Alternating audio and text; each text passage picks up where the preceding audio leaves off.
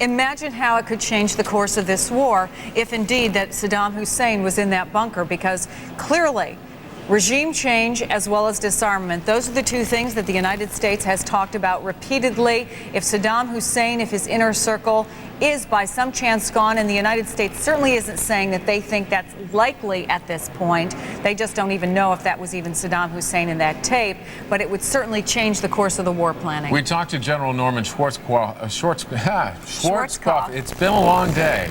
Schwarzkopf a little while ago, and he had this to say about that particular question, Chris. I asked him specifically whether or not it would change the U.S. plan, the U.S. military plan, if Saddam Hussein was actually killed in the attack, and he suggested that it wouldn't, that they would proceed the way they have planned, that they have a very specific plan, and that they're going to have to proceed because essentially they're not going to know, they may not know for a while whether or not Saddam Hussein is dead. We want to talk more about this. John, let's go to New York City because the Lieutenant General Michael Short, one of our MSNBC analysts, joins us now from there. And let me bring you into this discussion, if I can, General. What is your impression, first of all, of this target of opportunity and the possibility of hitting Saddam Hussein? Well, Chris, as you know from our previous discussions, I'm an air power advocate. And what I am most impressed by is how rapidly U.S. air power and U.S. military leadership was able to respond to this target of opportunity. Clearly, we had a limited number of hours of notice. We were able to get photographs of the facility, get them to the F-117 pilots, give them time to study that target set, and I think probably put 4 2,000-pound bombs exactly where they were supposed to go. And some of the information that we're getting from our sources said that basically because it was so sensitive and they had a very small window of opportunity, we know how quickly Saddam Hussein moves, that this information went directly from the White House to CENTCOM, basically bypassing the Pentagon. How often would something like that happen? Well, Chris, I would like to think it happens quite often because, quite frankly, Tommy Franks, as the commander in the field, men and women back at the Pentagon should not be commanding his combat operation. May God strike me dead. But that's his job to run this fight. He doesn't need a lot of help from the Pentagon. He should be given mission-type orders. They should be saying, General Franks, get this done. And then he goes out with his component commanders and fights the fight. Obviously, compared to what we were expecting, this was a very small, very targeted operation. Did anything about the size of it surprise you or what was used? No, it does not. This is a perfect combination. This is why we're a joint force. We essentially use F-117s to break the bunker open and then sea-launched cruise missiles, probably to use a 1,000-pound warhead to work it a little bit more, and then cluster bombs to cover the area inside the bunker and outside the bunker, assuming the possibility that vehicles might be there with people in them or people might have fled the bunker and be in the open. So I think this would, again, I am very impressed with the orchestration on very, very short notice, the joint effort, our ability to not be a one-trick pony. We're doing a lot of things at the same time, and I think doing them well.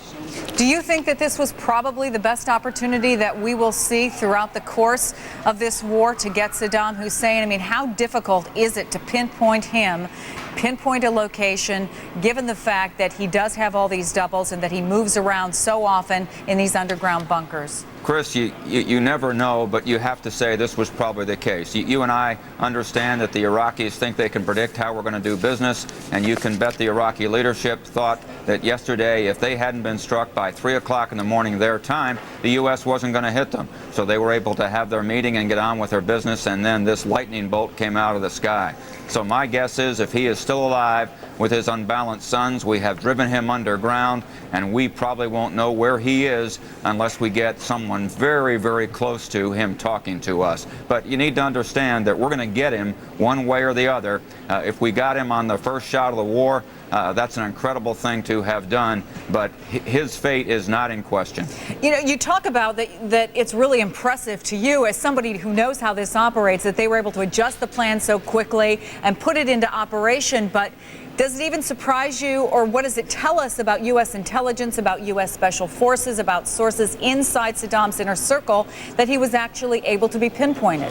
Chris, what it tells me is that we know a lot more about Saddam Hussein and the leadership in Baghdad and what's going on in Iraq than we did in '91. Certainly we know a lot more than I knew about Milosevic in '99. We are on top of this fight. Tommy Franks and his component commanders are incredibly well prepared. They are prepared to use branch planning and sequel planning to respond to a developing situation. Very, very flexible. I think we will stick with the main plan that we have laid down, as General Schwarzkopf made reference to in an earlier interview.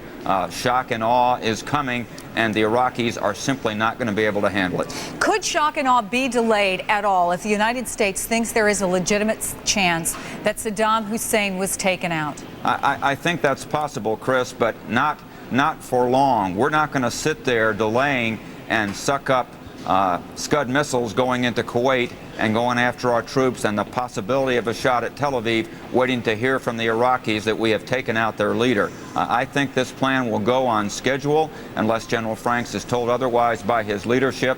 We need to hear from a general in the Republican Guard that Saddam Hussein and his sons are dead. This general has taken command of the Iraqi government. He has told his forces to lay down their weapons, and we are welcome to come in and pick up the weapons of mass destruction. Lacking that, I think General Franks will run his plan on schedule.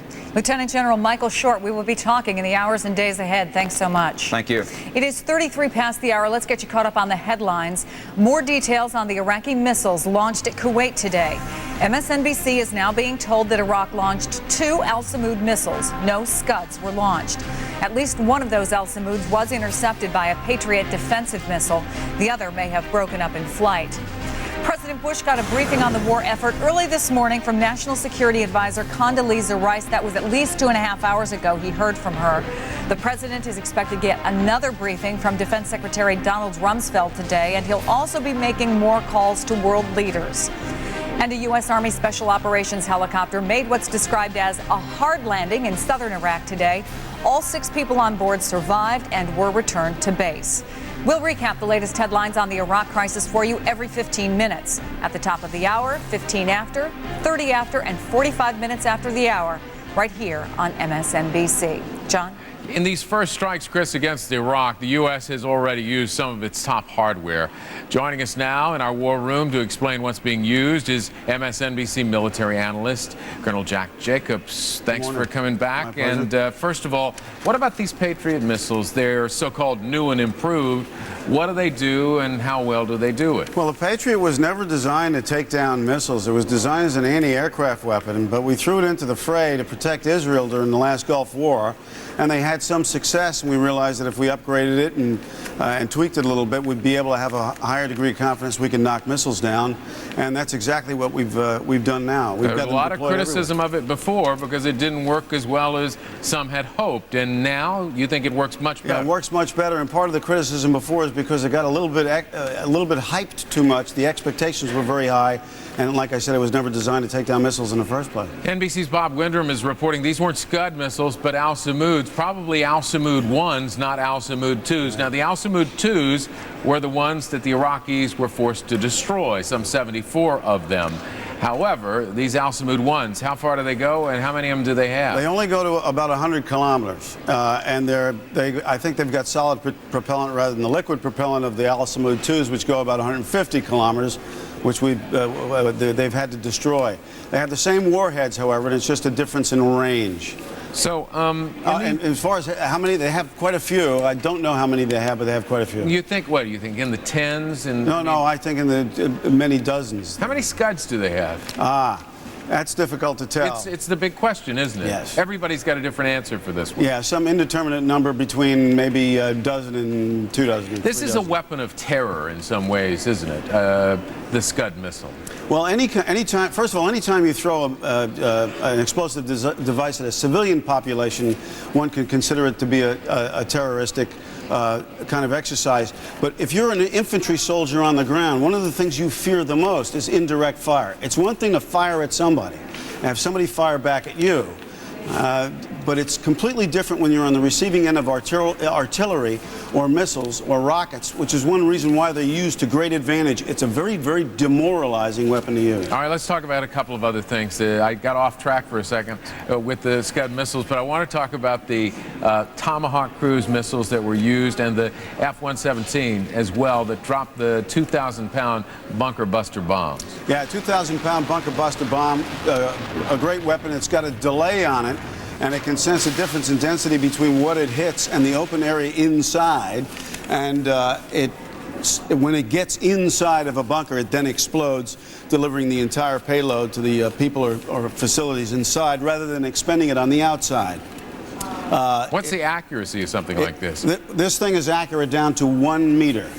1 meter? Yeah, it would hit you from a distance of 600 miles with no problem. From 600 miles. But they said that they had to get a picture of the location to help plug it in. I mean, not only GPS, but for the pilot in order to determine exactly what the target was. And well, it's got a backup navigation system, runs off a GPS, but it's also got an internal navigation system which runs off an internal map and compares its position with its internal pre-programmed map. Otherwise, you punch in a 10-digit grid coordinate, and it follows it all the way to the target using GPS signals. All right, we know that the F-117s were used to drop the bunker buster.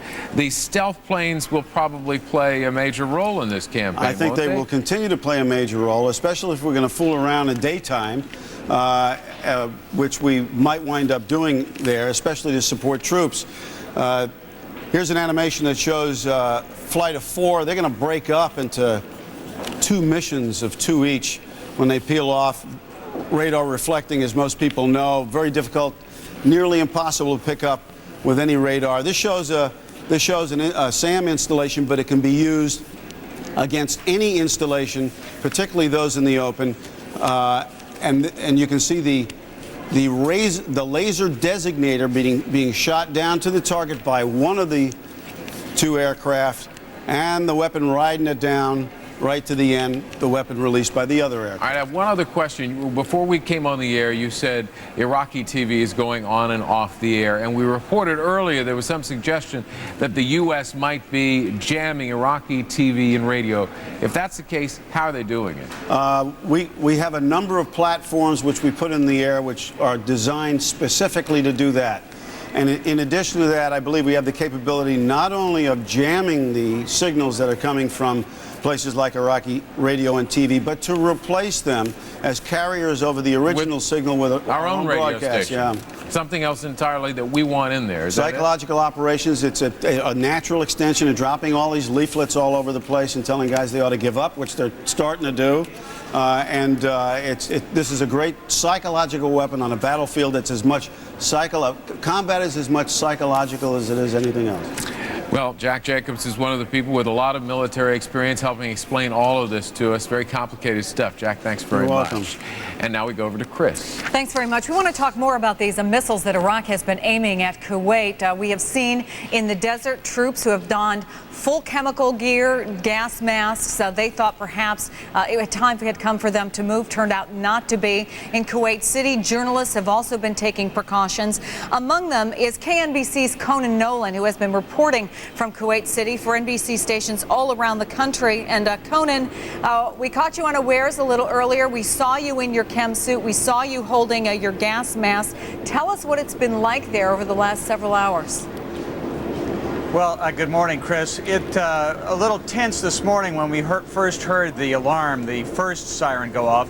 I have to tell you some confusion because the Kuwaiti government had said that there was going to be some kind of test, at least that's what we had heard, and that there was some expectation that that's what we were hearing was a test. Why they would schedule one for today is a mystery, but in any case, I think a lot of the people on the street here didn't think that this was an actual alert to a possible missile attack. Yes, we have an NBC consultant here who's here solely for security purposes, and we don't go anywhere without the gas mask. 9 seconds to put it on, so we put it on. Also the biochem suit that gives us some opportunity to escape any kind of nerve gas or VX gas attack. Keep in mind, though, Chris and John, we realize, though, that this is fairly remote. If there's anybody who's in a position to be set upon by chemical or biological weapons, it's the troops amassed by the border. They're in their assembly positions, defensive positions, and they're a lot closer to any kind of artillery units Iraq might be able to put up in the southern area. The belief here is that there's a 24-hour window. Once U.S. military makes its way into southern Iraq, it would eliminate any possibility of artillery units from Saddam Hussein's army getting close enough to launch one that could make it all the way to Kuwait City. Chris, John? Nevertheless, Conan, it must give your heart pause when you hear those sirens going off. It does. I have to tell you, though, and you probably know this, that 12 years ago during the Gulf War, the journalists, some had gas masks, but none of us had training. We didn't have these biomed suits, and so these biochem suits. And so there is a confidence that's built after going through the kind of training that most of the journalists have gone through. But despite all that, when you do hear the siren for the first time, your pace, your heart starts to race a little bit. You start thinking about 9 seconds to put this on, and it's a little disquieting. What you wait for is the all clear, and that's the siren that we like to hear the most. Let me ask you a little bit about that training and when you go ahead and put that biochem suit on, because there was one point where we were talking to Don Teague and he had put on the gas mask then taken it off, but when we saw the shot of you on one of our remote cameras, we saw that you did have the biochem suit on. When would you go to full gear? Well, it's the consultant, again, the security personnel that have contracted with NBC News say that if you are, obviously you have to have this. This is your first measure of defense. If there is any question as to the possibility of there being a chemical or biological warhead in one of these missiles, you should put on the suit. In fact, one of the consultants said, listen, by the third time you've heard a siren, if you're outside, you should have the suit on. You can take it off after a while, but have it close at hand or actually have it on, because time is of the essence. If indeed there is an attack, this can end up being a real problem for you very quickly. The gas mask is what you put on first. This comes second, and then after that, you just essentially get out of the way and get downstairs. Conan, let me ask you just very quickly, because it's been a little bit since we were able to talk to Don Teague, and he was saying that there isn't a lot of concern, there aren't people walking around with gas masks, but it had been pretty quiet on the streets of Kuwait City, although I think I see in the background right behind you, I don't know if your cameraman can pull out, a little more traffic activity. Have things been picking up around Kuwait City as you've been able to see? Well, the streets are clear for the most part, at least for this morning. You see a little traffic now. A lot of the shops are closed up. A lot of people have been putting duct tape, making at least one room a secure room for them. A lot of the Kuwaitis have left. The foreign workers, who most of whom aren't actually foreign, they've been living here for quite some time, and they have stayed. But I have to tell you, Don's right. We've been surprised by the number of people without gas masks. There's some controversy that the Kuwaiti government's been very ineffective at passing them out, that there are millions that they've yet to pass out to the population here. And I think a lot of people are fairly in denial. They want this to be like the Gulf War. Just a couple of days, no chemical attacks, and then everything's back to normal. At least that's their hope. Conan Nolan, thanks very much. We appreciate the update, and we'll be checking in with Conan, who is there in Kuwait City, along with Don Teague throughout the day. John? All right, Chris, and here are the latest headlines in the showdown with Saddam. A U.S. Army Special Operations helicopter made what's just being described as a hard landing in southern Iraq today. All 6 people on board survived and were returned safely to their base. The U.S. military has destroyed the remainder of the helicopter. Military officials say that either a drone or a small Cessna-type plane flying from Iraq has crashed in northern Kuwait. Officials say that witnesses reported seeing the aircraft circle several times overhead before it crashed. Defense officials say that the wreckage of the aircraft is being examined now to see whether it was carrying any chemical weapons. Meanwhile, Britain's defense secretary warned members of parliament today that a war against Iraq will not be as swift as many believe, and that Allied casualties are a certainty. He added that the ruthlessness of Saddam's regime should not be underestimated, and its disregard of human life. We will recap the latest headlines on the Iraq crisis for you every 15 minutes, at the top of the hour, at 15 minutes after, and 30 and 45 minutes after the hour right here on MSNBC. More now from London, where Britain is already committing some $80 million for humanitarian operations in Iraq. NBC's Kiko Itasakas joins us now from London with more. Hi, Kiko. Hello, John. Well, just a little while ago, Queen Elizabeth issued a statement from Buckingham Palace addressing the British troops. She said, "May your mission be swift and decisive, your courage steady and true, and your conduct in the highest traditions of your service, both in waging war and bringing peace." She added she prays for their safe return. Earlier today, as you said, Foreign Secretary Jack Straw spoke about Britain's commitment to the reconstruction of a post-Saddam Iraq, urging Europe to unite and focus on humanitarian issues. No comments yet, though, from Prime Minister Minister Blair, who's holding a war cabinet meeting this afternoon here in England. Then he heads for Brussels, where he'll be attending a dinner with his chief antagonist, President Jacques Chirac. It's being billed here in the papers as a supper showdown. Now, these meetings in Brussels, a chance for the so-called old Europe and new Europe to mend their differences. Relations, as you know, between Britain and France are hostile at best. The French say they are shocked and angry that they're being blamed for the UN crisis. This morning, the French National Assembly actually walked out and suspended their session in protest. They say the start of this war is illegitimate and dangerous. Russia's President Putin also condemning the United States, calling the war a big political mistake, and China, too, critical. They say an attack on Iraq is a violation of norms of international behavior. Now, the President and Colin Powell have both spoken about the 45 nations who support the United States. Some nations have stepped forward expressing support, including Japan and South Korea. And Foreign Secretary Jack Straw says that he is convinced that 14 members of the 25 EU members support the Allied efforts. So gradually, support coming in. John?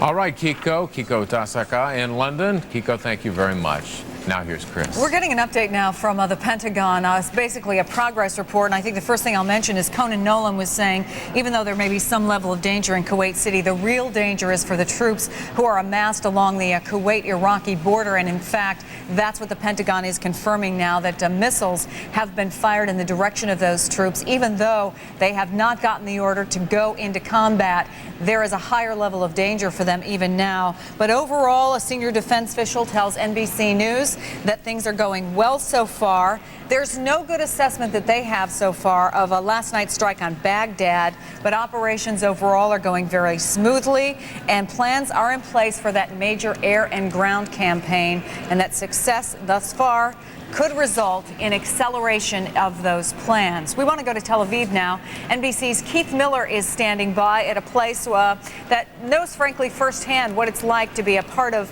those air raid sirens, to carry around gas masks. It's something that the Israeli citizens experienced all too closely in 1991. Keith? Well, indeed, Chris, when those sirens went off in Kuwait, they were relayed here via Israeli radio and television. I'm sure it had a very quick impact. Bad news travels fast, as they say. It was interesting because almost immediately the traffic in the streets started diminishing and the number of people outdoors decreased as well. I think people remember all too clearly the dangers in 91 and the scuds that were falling here. And the siren, interestingly enough, is almost exactly the same as the siren system here. So I think people had a scare right away. Everybody in this country is carrying a gas mask. Unlike you were mentioning in Kuwait, some people had them, but every person in the country, man, woman, and child, 6 million people, each have their own individual gas masks. Meanwhile, there were demonstrations today, Chris, against the United States and Britain over in Gaza. About 700 school kids gathered to burn American and Israeli flags and show portraits of Saddam and carry Iraqi flags. This is an organized demonstration. Perhaps nobody took credit for organizing it, but probably Hamas or Islamic Jihad, one of the Islamic radical groups, organizing these school children to show their support for Saddam Hussein. We were told also there were some scattered demonstrations in the West Bank, not very big, but nonetheless showing their support for Saddam Hussein. Meanwhile here, it's interesting, Chris, each passing hour diminishes the possibility of an attack on Israel, a Scud attack. According to the Israeli Defense Ministry here, they were saying perhaps the first 48 hours would be the most crucial, but that as each hour ticked away, the Americans would be able to focus more on western Iraq, perhaps moving special forces through there and diminishing the possibility of a Scud attack from that part of Iraq. Chris? Yeah, it was pretty dramatic, I think, for most Americans, and I don't know if you have a return there that you can see the video, but we showed the pictures that obviously your crew shot, and these beautiful little kids walking around the streets, I assume, of Tel Aviv, and they have the carriers for gas masks slung over their shoulders, something that even in a post 9/11 world in America, I don't think most of us can even imagine. Will we stop seeing that then, do you think, in Tel Aviv and other cities around there after that 48 hours or so? I think they won't. I don't think the Israeli government, even though they're the ones who mentioned that the first 48 hours are critical, will actually lift the announcement or say lift the requirement for everybody to carry their gas masks until they're absolutely 100% sure that they won't be needed. And as we all know, just from the first 24 or less hours of this conflict, that a lot of things happen that you're not ready for, that you're not expecting. The war is the unexpected. So I think they'll probably keep the recommendation of keeping your gas mask with you for some time beyond the 48 hour. We have to see what the next stage of this war will be and what kind of impact that has both in Iraq, in Kuwait, and then of course here in Israel. And Keith, just before I let you go, just remind us, in 91, even though those Scuds were lobbed and did hit in some neighborhoods around Tel Aviv, the majority of fatalities weren't actually from people being hit by those missiles. It was from people who had trouble with their gas masks and so on, wasn't it? Well, it's extraordinary. What you really had is fear here. And fear caused more deaths in Israel in 91 than the Scuds. And I can give you this astonishing statistic, I find it so, that of all 39 attacks, one person in Israel, one person died from a direct hit from a Scud missile.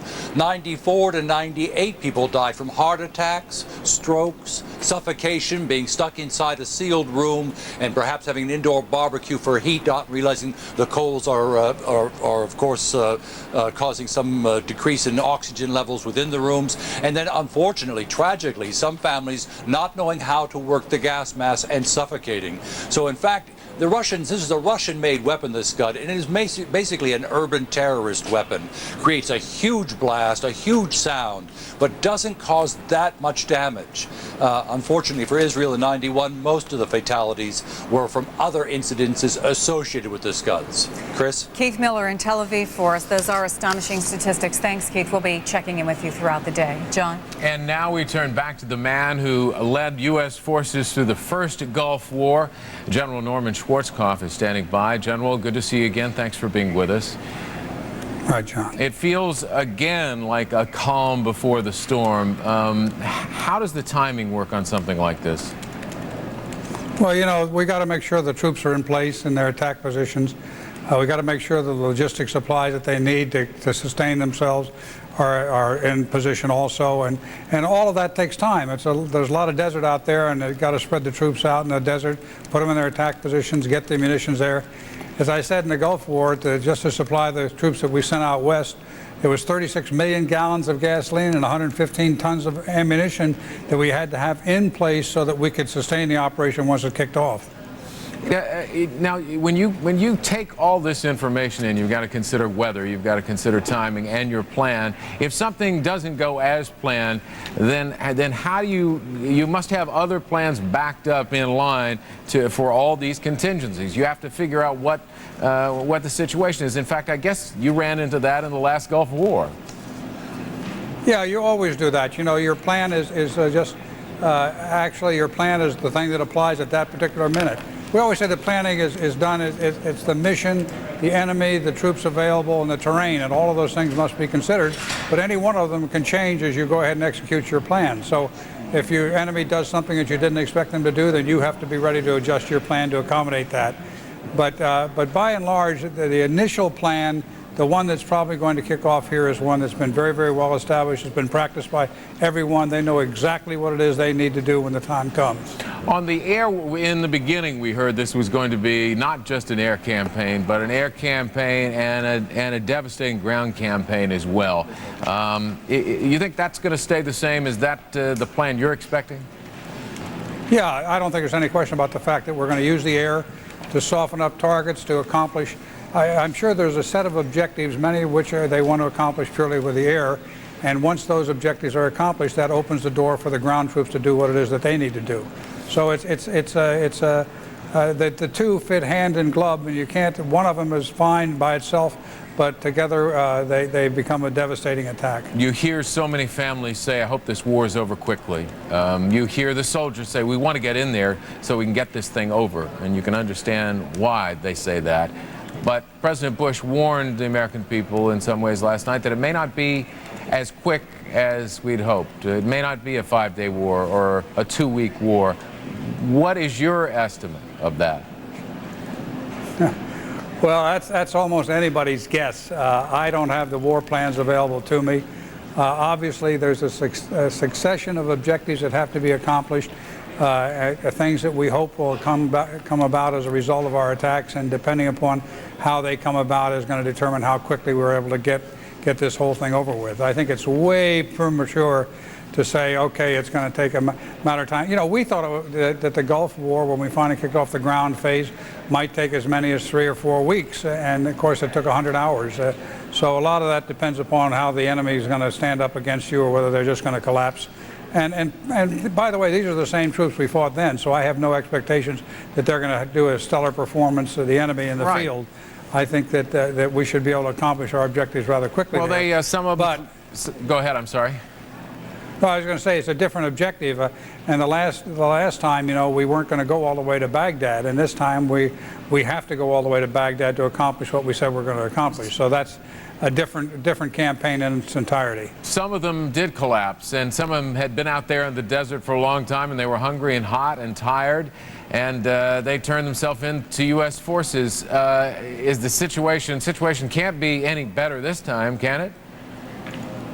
No, and I think you're going to see the same thing. I don't think you're going to see a determined defense by anybody other than maybe the Republican Guards, and not even the Republican Guards, because they turned and ran at the end of the ground campaign. But you know, we captured 80,000 enemy prisoners of war during that 100 hours of the war. And that's a huge number of people who just gave up and said they didn't want to have anything more to do with it. But that was also after a 39-day preparation where they were bombed on a regular basis and had to dig themselves deep in and never knew whether they were going to be alive the next minute or not. So they were pounded pretty hard, or not pretty hard, they were pounded very, very hard before we kicked off the ground attack. But it still gives you an idea what U.S. troops can do. General Schwarzkopf, as always, thanks very much. You're very welcome. Now, here's Chris. We're coming up on the top of the hour. Let's get you up to date on what has been happening. It started about 9:30 Eastern time last night when President Bush gave the order, and an attack was launched very specifically against leadership targets, Saddam Hussein, in a bunker around Baghdad. And since then, a lot of activity for those many Americans, thousands of the troops massed along the Kuwait-Iraqi border. They have gotten some scares this morning with missile attacks launched from Iraq, at least one of them intercepted by Patriot missiles, none of them hitting or hurting anyone. Now it's just about an hour until nightfall in Baghdad, and that's when more military action could away this major air and ground assault that we have been waiting for. What's the weather forecast? AccuWeather's Jack Boston joins us live with the latest for the Gulf region. Good morning, Jack. Well, good morning, Chris. And we had the sand, which was a real problem yesterday with those strong gusty winds out of the west across primarily southern Iraq. Now it looks like we're seeing another situation where the winds are going to pick up a bit. I don't think it's going to be anything like we had yesterday. We noted the weather today. Again, we're, as you mentioned, Chris, we're about an hour away from nightfall right now. It has been cool. Normal high temperature in Baghdad is up in the lower 80s. We were only in the upper 60s today, and the wind is beginning to pick up across the southern half of Iraq. Relatively tranquil weather coming up for this weekend. That's good news. Don't expect any major winds around here, and the winds are the major concern because that is what is, of course, picking up all the sand off the desert to the west of Iraq, and definitely adds a challenge to things. That's for sure. Here's a look at our satellite picture. Low pressure, which is up over Turkey now. It's moving eastward, just like the system did yesterday. This one not quite as strong, though, so the wind's not quite as strong. Still, we could have some sand blowing through the lower layers of the atmosphere during at least the first half of tonight. Today we saw temperatures in the upper 60s in Baghdad, 70s in much of the desert, even 80 in Basra. Well, here's today's forecast. Of course, today's almost over, so we'll talk about Friday. The wind should settle down, partly sunny, and a high about 69, so another fairly cool day, below normal temperatures on Friday. Saturday, it looks like we'll go back into the 70s.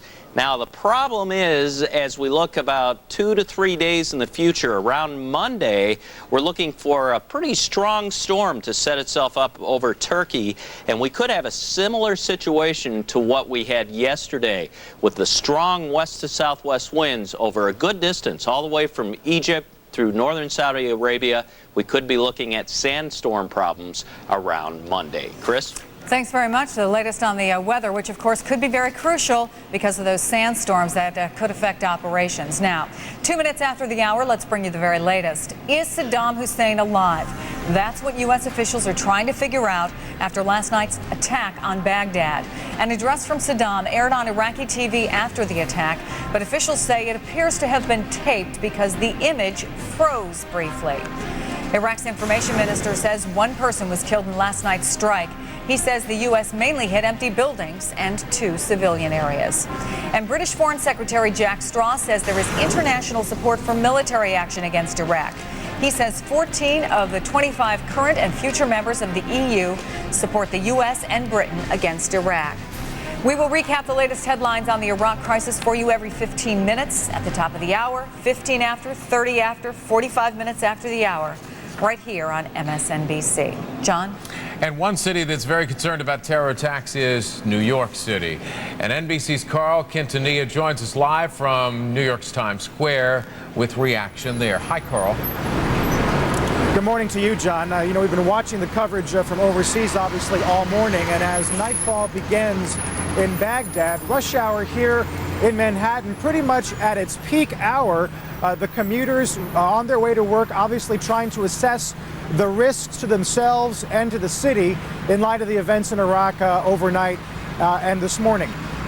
Right now, we're expecting a press conference to begin any moment with the governors from the tri-state area talking about security for the region. Of course, New York City has its own security plan in place. It's called Operation Atlas. That's been actually in place since Monday. But today, obviously the first real test at a cost of about $5 million a week. They are putting hundreds of more police on the ground and in the skies, monitoring obviously the landmarks like Times Square, Ground Zero, the Statue of Liberty, but also, John, protecting things that aren't as obvious. For instance, they're planning 24-hour police protection of Jewish neighborhoods in the city that they deem potential risks to terrorism. Also, being very aggressive at towing illegally parked cars that are outside embassies and foreign consulates, and also a number of police that are not in uniform, so even the presence that's visible here in Times Square perhaps multiplied by the fact that there are other police who are not in street clothes. We should point out that the mayor, Mike Bloomberg, has asked the president yesterday, met with the president, asking for the federal government to help the city cover the cost of all this extra security. He also says, the mayor, Mike Bloomberg, says that even though the city feels different, the visible police presence makes it feel a little scary. The mayor, John, saying that in fact, for many New Yorkers, it should feel exactly the opposite. John? Well, you see a lot of police presence in New York, that's for sure, Carl. Carl Quintanilla. Carl, thank you very much. In the meantime, I just want to give you a bit of information on the story we've sort of been following throughout the morning, whether or not Saddam Hussein may have been killed in this attack. This is still an unanswered question. NBC's Andrea Mitchell, chief foreign affairs correspondent, is reporting that U.S. officials say they are still voice printing the tape of Saddam Hussein. They still don't know whether it was Saddam, contrary to some reports, and it is accurate that they don't recall seeing him in those glasses that you see there before at public appearances. However, they're trying to find out whether or not he's worn them in private. They're still analyzing whether or not this is Saddam Hussein or whether this is a tape that was made before the attack and he might have been killed. It's just a question that remains up in the air as we continue through this conflict. Now, in the meantime, Iraq fired several missiles at Kuwait. And NBC's Conan Nolan is in Kuwait City. He's been having to endure all these air raids this morning, the air raid sirens, and he does not have a gas mask on. Conan, we came to you, I wanted to say we came to you a little while ago while you had your chemical suit on, and I know you couldn't hear. We were just trying to show a picture of one of the people who had this chemical suit on, what it's like, what you're having to endure. Tell us about the morning. Well, it was... Well, there was tension, I must say, John, this morning when we heard the first siren. We, of course, knew it was coming. Saddam Hussein is on record saying he would attack Kuwait if he's attacked. And we figured that it would only be a matter of time before he launched some kind of missiles towards at least the border area. But when you hear the siren, it makes your heart race a little faster. We do have the gas mask with us at all times. Every journalist here covering this conflict does. The chemical suits, something one of the NBC security consultants here suggested, since John, you know that we're up on the up here at the hotel, the Sheraton Hotel in Kuwait City. We're servicing the NBC stations across the country all morning, all day, and because we're here so long, all the time, it's probably a good idea, if not to have it on, to have it close by, certainly. So we got to know the siren quite well. There's a reverberation to the siren at first. That tells you that this is a serious alert. And then there's a long, steady siren. That gives the all clear. We received the last all clear about an hour ago, and we'd like, hopefully, that will be the last one for a while. John? Those suits look like they're pretty hot. They are. If you won't mind, I'll bend down and pick one up for you. This is not designed to for you to stay in it very long. It's designed to give you a window of opportunity, 15 minutes, a half hour, to get out of the environment and into safety. This is extremely, well, it's extremely warm inside. And you may recall, John, that when the military was showing off its chemical biochem suits at the Pentagon, one of the soldiers actually passed out in it. And that's because of the heat retention. So it's extremely uncomfortable, but it's there to save your life. This, of course, is the first line of protection. You need to have this. If you don't have this, that's not going to help you at all. John? Conan Nolan providing excellent coverage from Kuwait City and also having to endure some danger there as well. Conan, thanks very much. We're going to talk to you a little later.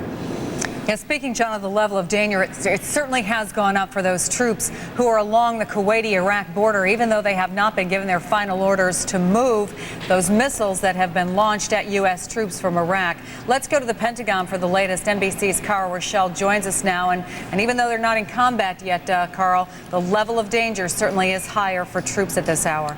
Chris, it piques your attention a great deal when you are told that there is a missile inbound. I've been there, done that. In Desert Storm, I worked out of Dhahran, and many the night that I was awakened with the air raid sirens going off at the Dhahran Air Base, so I can share exactly what they are going through. And it came to the point, I did my firehouse drill. When I went to bed at night, I laid out my clothes in order, finishing off with a flak jacket and a helmet and my chemical weapons gear, and put it on. It does give you pause, but I always went outside because I wanted to see exactly what was going on. We do know that at least 2 missiles were fired in. We believe they were Al-Samoods that were fired into the Kuwait area. One of them was believed knocked down by a Patriot missile battery.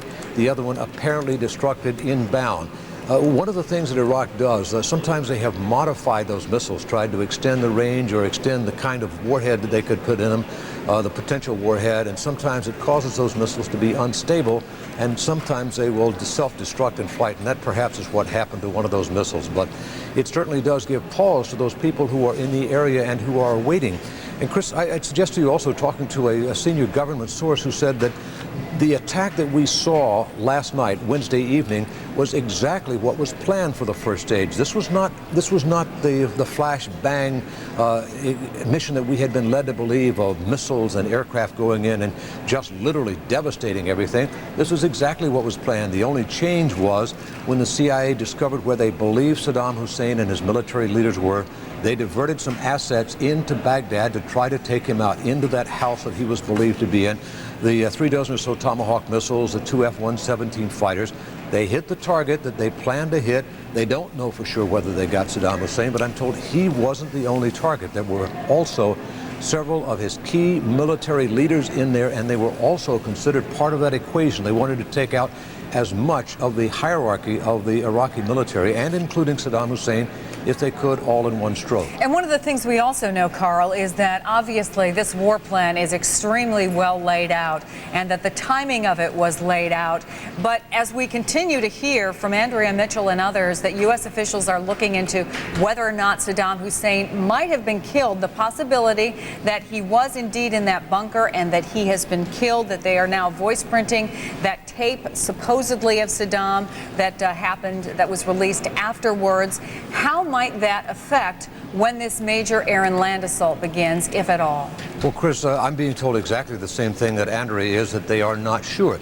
If they are sure that Saddam Hussein has been killed or has been taken out of the equation, I suspect that the U.S. officials would try to approach whoever was remaining in power in Iraq and try to see if this could not be ended without going to the full level of attack. But as you noted, they're not sure. I am told that likely he did survive the attack. They're trying to determine that.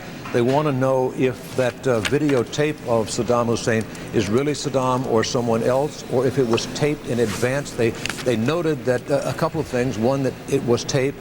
Another, that even though it mentioned the date of the attack, that it could have been pre-taped because it did not mention any of the specifics of the attack, any of where the bombs hit or any of where any of the missiles hit around the area. So that's what they are partially looking at to try to analyze whether it was mentioned to me that he could have taped several different ones. As you know, sometimes happens in the television business. You tape several different takes depending on how things come out. Well, he could have taped several in advance. He could have taped them yesterday or the day before, knowing when it was predicted that the deadline would take place. So that's what they're still trying to determine. But the sense is that he may very well have survived it, Chris. Carl Rochelle at the Pentagon for us once again. Carl, thank you. John? In addition to Carl at the Pentagon, we've got NBC's Rob Morrison live in Doha, Qatar, and also NBC's Fred Francis, who is in northern Iraq. But let's start with NBC's Rob Morrison. It's been a busy day so far, Rob. A couple of things. We've had the incoming missiles from Iraq to Kuwait and the helicopter crash. Tell us more about both if you can. Okay, well, first of all, that helicopter crash, we get a little bit more information about the chopper itself. An MH-53 Pavlo helicopter. It's a special forces, a special operations helicopter. We're told it's the largest, most powerful, and most technologically advanced in the Air Force inventory. Crashed in southern Iraq. None of the 6 crew members on board was killed or critically injured. The entire crew was recovered and returned to base. It reportedly happened before the attacks began. Now, more Iraqi soldiers, we're told, are also surrendering to U.S. forces. This also coming out of Central Command today. No specific number on the number of Iraqi troops that are surrendering, but this is in addition to the 17 that surrendered yesterday. And CENTCOM officials here are crediting the psychological operations that are going on right now, the radio broadcasts and the leaflets that are being dropped, encouraging the Iraqi forces to lay down their arms and give themselves up to the U.S. forces. They say the psychological operations are working and they're ramping up those efforts as we speak. Still no word on when the first briefing will be held here. By the way, we are now outside this media center and the briefings will happen inside.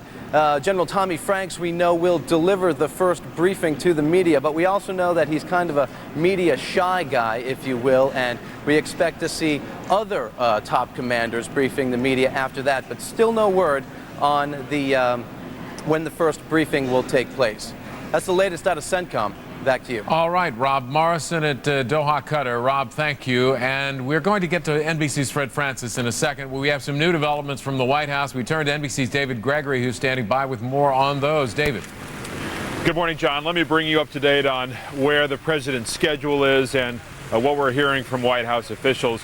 The president is getting a very detailed briefing this morning, as he does every day, on intelligence matters, which will, of course, include a damage assessment from this initial strike that began this war in Iraq. George Tenet, head of the CIA, seen arriving at the White House earlier this morning. In fact, the president was given his first briefing at 6 a.m. Eastern Time by his national security advisor, Condoleezza Rice, getting his first assessment of overnight developments. Now, world reaction has been coming in fast and furious. The White House noting this, officials saying this morning that while the president respects views of other leaders who will be critical of this operation, they also point out there are many around the world who will welcome the initial phases of disarming Iraq, and the president will remain undeterred and will continue to move forward. White House officials, as you've been reporting this morning, have not reached any conclusions about the status of Saddam Hussein even after this initial strike. They have not reached conclusions about whether it is he who appears in that videotape. It is apparently Saddam Hussein, but intelligence officials are investigating whether in fact it could be a body double. They are trying to verify the accuracy of that tape. So the president will continue to make phone calls to world leaders today, as he began yesterday. The key point is that the president, within 4 hours of ordering this strike, spoke to the nation and prepared the country for the prospect of a longer and a more difficult military campaign than was originally expected. John? It sounds like quite a dramatic scene yesterday, and I don't want to overstate it, but the CIA director coming into the president and saying, look, we've got this information, this target of opportunity. What else do we know about how all that came together? Well, we know that as of yesterday, the president's mind had been made up. He had ordered war. It was now in the hands of the generals as to when. The War Council, including the Vice President, the Secretary of State Powell, Condoleezza Rice, the National Security Advisor, George Tenet, a director of the CIA, and others were meeting, in effect, a War Council twice a day. Well, yesterday afternoon, just before 4 p.m. Eastern Time, there was an unusual third meeting.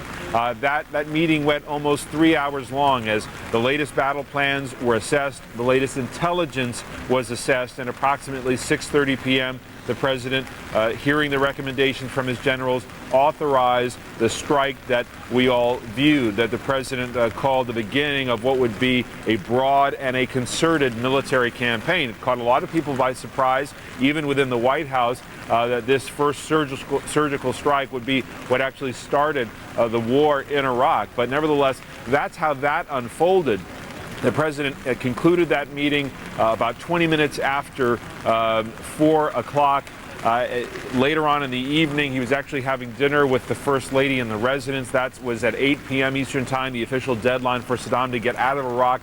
His chief of staff, Andrew Card, informed him that apparently the Iraqi leader was staying put in Baghdad. And then just a little less than 2 hours later, there were the first signs of bombs over Baghdad, and the military campaign was underway. The president speaking at 10:15 Eastern Time from the Oval Office. Quickly, David, kind of a personal thing. Before you go, how's this day and last night different from other intense days at the White House? Well, in a lot of ways, they're very much like other intense days at the White House. This was carried off with the kind of precision and planning that we customarily see out of this White House. A good deal of discipline and a good deal of surprise was achieved just as the president wanted. I think it also underscores that even as there is a massive military operation in the planning stages, which has been, of course, for months, there was an opportunity to decapitate the Iraqi leadership, and this president went for it. And obviously now there are assessments as to how all of that came out. Yeah, we still don't know yet. David Gregory at the White House. David, thanks very much. We'll talk to you a little later. Okay. Now here's Chris. All right, it is 19 after the hour. We want to bring you a recap of what we've been talking about throughout the morning here, the latest information. First of all, Iraq's information minister is saying that one person was killed in last night's strike on Baghdad. He says the U.S. primarily hit empty buildings and 2 civilian areas. But we've been telling you about this huge bunker buster bomb that was dropped. Was the U.S. successful in hitting its target of opportunity? U.S. officials, again, figuring out if last night's attack on Baghdad might have killed Saddam Hussein. He did appear on Iraqi TV after the attack in what U.S. officials believe was a taped interview, but they say they simply do not know if Saddam has any doubles other than a decoy used in motorcades. MSNBC's Fred Francis is in northern Iraq now. Let's go to him with the very latest on what is happening in the Kurdish region of Iraq. Fred, what's happening? Well, Chris, we're about 175 miles north of Baghdad, where the Kurds live. This is Kurdish Iraq, 4 million people, and I dare say not very many of them are on the streets of any of the cities up here or villages. The Kurds know something about being gassed. They know something about the devastation of war. They have lost several 100,000, and they are indoors. The only action we've had up here is some shooting by Iraqi soldiers at some of the checkpoints about 30 miles from here, some mortar rounds being dropped in on some of those checkpoints as we are told Iraqi soldiers are leaving some of their mounted positions. And my colleague earlier, Rob Morrison, talked about a U.S. Special Forces Pave-Low helicopter that crashed in western Iraq. Well, Special Forces, America's Special Forces, have been all over this region for the last several weeks. They're clearly on the move today doing very special missions. The dams in Iraq, say U.S. intelligence analysts, are being watched closely by American agents and satellites in these days before war. An unusually heavy rainy season making dam reservoirs high worries war planners who believe Saddam might use water as a weapon. And experts say the destruction of one of Iraq's dams like this one would be a powerful weapon, more powerful than using chemical warfare to slow the advance of U.S. forces. And he can use it as a very important nuisance factor by flooding these river systems, which we're going to have to cross. And the real danger here is not so much to the troops, it's to the people that live there. One dam, like this one, Qadisiyeh, near Baghdad, holds billions of gallons, and if blown, would create a skyscraper wall of water, crushing and killing for dozens of miles, agents say. Below Baghdad, between the Tigris and the Euphrates rivers, the destruction of just one or two of these dams might force the U.S. to change its invasion routes from Kuwait. Then there is oil as a weapon. It's long been a concern that Saddam would torch the oil fields as he did in 1991. We know there is no perfect war, and wars would bring destruction. Nazreen Zadik is a local official deeply worried about what will be left if Saddam acts. The most dangerous part would be really destroying the energy and the water installation. That would be the most important things we need to react to immediately. Reacting before the blasting of dams and oil fields is the mission of special forces. Hundreds of U.S. and British commandos tonight are hidden within striking distance of those potential targets, awaiting orders to spoil Saddam's plans in an effort to make it a short war. And we know that those special forces are moving. There's an airfield not far from us. 2 days ago, there were no oil tankers, gas tankers of that field. There are gas tankers today. The United States will be joining, if they need, Kurdish rebels, some 50,000 in this area. But let me, Chris, tell you about some of the strikes that happened overnight and absolutely happened on Wednesday.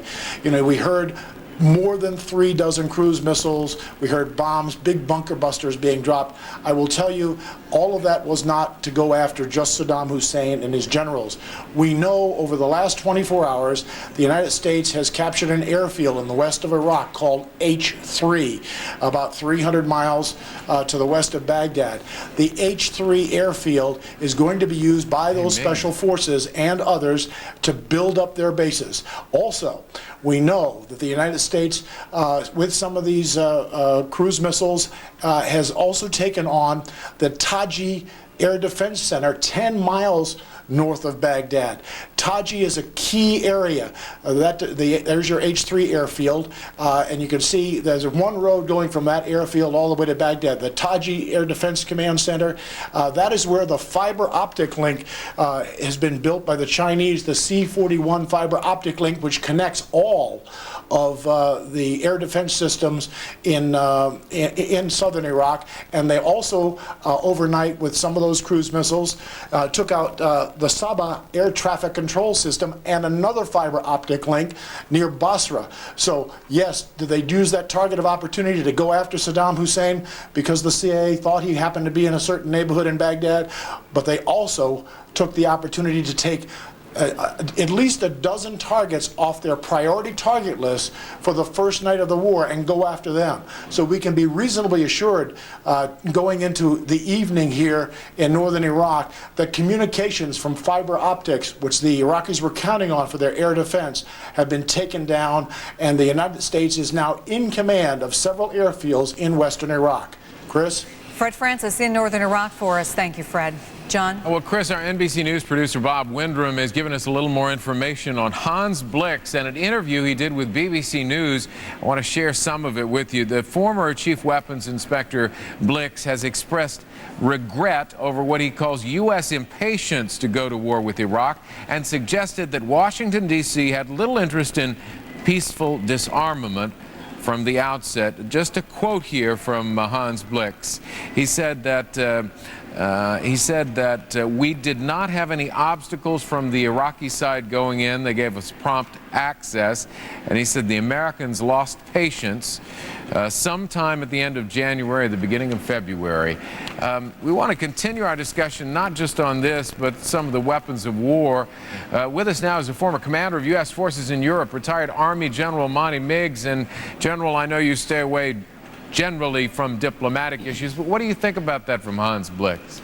I think Hans Blix is a guy that would sell short on Enron at the bottom. He's really been guilty, I think, of what I call righteous equivocation. If you go through his reports, a lot of the key stuff is hidden at the back, and he has really not called a spade, and oftentimes, for whatever reason, perhaps he's under pressure from various governments, perhaps he's a little ideological, but I think his performance has been suspect and has not helped the administration trying to force the disarmament pattern. He's been hornswoggled the whole way by the Iraqis, I believe. And now you think his true feelings are coming out? I think he's got a fairly ideological platform, and I think he's sort of going with the flow of that sort of sentiment in Europe that... the anti-war platform. That's correct.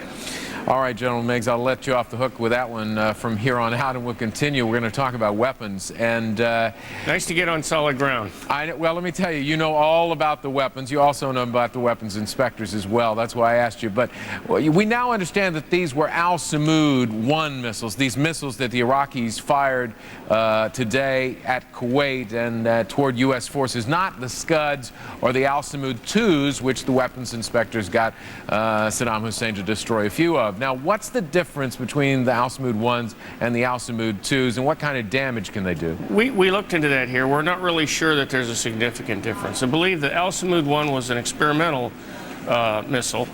Actually, the Al-Samud-2, they dropped the 1 and they've gone on to the 2, so I suspect what we're seeing is 2s.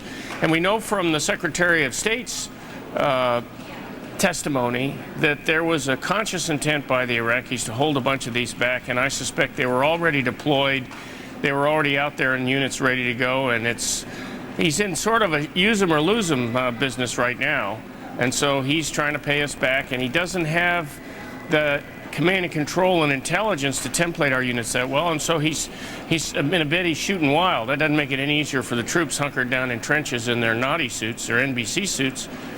But I think we could have expected this. He's not shooting very much, is he? No, well, he doesn't have that many to shoot. He's probably got, my guess is 50 to 70 of these things packed away and fairly well distributed. So part of the problem is, are they in range? Which ones does he have in range? And he's going to save some of them for the main event, which hasn't really started yet. How significant is it that the U.S. Patriot missiles were able to knock at least one of them down? It appears they knocked one down and another one of the missiles broke up in the air. Right. I think that's pretty significant. We've improved our capabilities. We have second generation and second and a half generation missiles out there. The command and control's better. The hit probability is much better, and you would stop your engagement sequence when the radar picked up that the inbound warhead and the system had started to break up. There's no sense shooting at it at that point. But does it concern you that Iraq was able to move these missiles into some sort of range in broad daylight? Well, remember, we learned in the last conflict that he was very adept at hiding these things, hiding Scuds, which are bigger, out in the western desert. In these boxes. That's right. And he's probably had these things hidden for some time. It concerns me because he's shooting at the troops, and he might get lucky, he might have a silver bullet, but it's not anything that I don't think we expected. Do you think these missile launches will affect the plans for U.S. forces on the grounds in that area? I have to say that when you talk to some people who've been watching the coverage, they say, why is it that the U.S. is waiting? We're being fired upon. The U.S. troops are in danger, at risk in Kuwait. Why not blast away now? Well, look, it's no fun hunkering down in a trench when the guy's lobbing these things over the fence at you. But I think that you're going to find that we're not going to put up with this for very long. I don't have any inside information on that, but I suspect the troops and the commanders want to get out of the box and get downrange, and I think that's probably going to happen here pretty quick. All right, General Meigs, it's always good to see you. Thanks very much. We'll talk again soon. Now here's Chris. Thank you, gentlemen. 31 after the hour. Let's take a check at the latest headlines this hour. U.S. military officials are telling MSNBC, and this is a quote, things are going well in the early hours of this offensive against Iraq. There is no good assessment of how much damage U.S. Tomahawk missiles did in Baghdad, and officials say the major air and ground offensive could be sped up now. We've seen our reporters in Kuwait City put on their gas masks several times today as air raid sirens sounded there. Iraq fired 2 Al-Samud missiles at Kuwait. One was intercepted by a Patriot. The other apparently broke up in the air. And a U.S. Army Special Ops helicopter had what they're calling a hard landing in southern Iraq today. All 6 crew members did survive, and they were returned safely to base. Now, we have coverage all throughout the region. George Lewis is in Turkey for us today, and NBC's Donna Friesen is in Cairo. I want to go to Donna first, and I understand, Donna, there were some anti-war demonstrations there today? Yes, Chris, we saw the first of what many predict will become increasingly large, increasingly angry public protests in the Arab world. I just came from a demonstration here in Cairo a short time ago. Several thousand people surrounded by several hundred riot police, keeping the crowd well under control. People shouting anti-American slogans, carrying no war placards. I saw one that said, Vive la France, Arab leaders go to hell. The anger here directed not just at the Bush administration for attacking Iraq, but at Arab regimes as well for allowing Arab soil to be used as a launching pad. Now, at one point, the crowd did try and break through this line of riot police. They pulled back their sticks and started beating some of the protesters. It's reported about 6 people were injured, including a couple of policemen. The crowd was trying to make their way to the American embassy, which is not far from this square, but the massive security force prevented that from happening.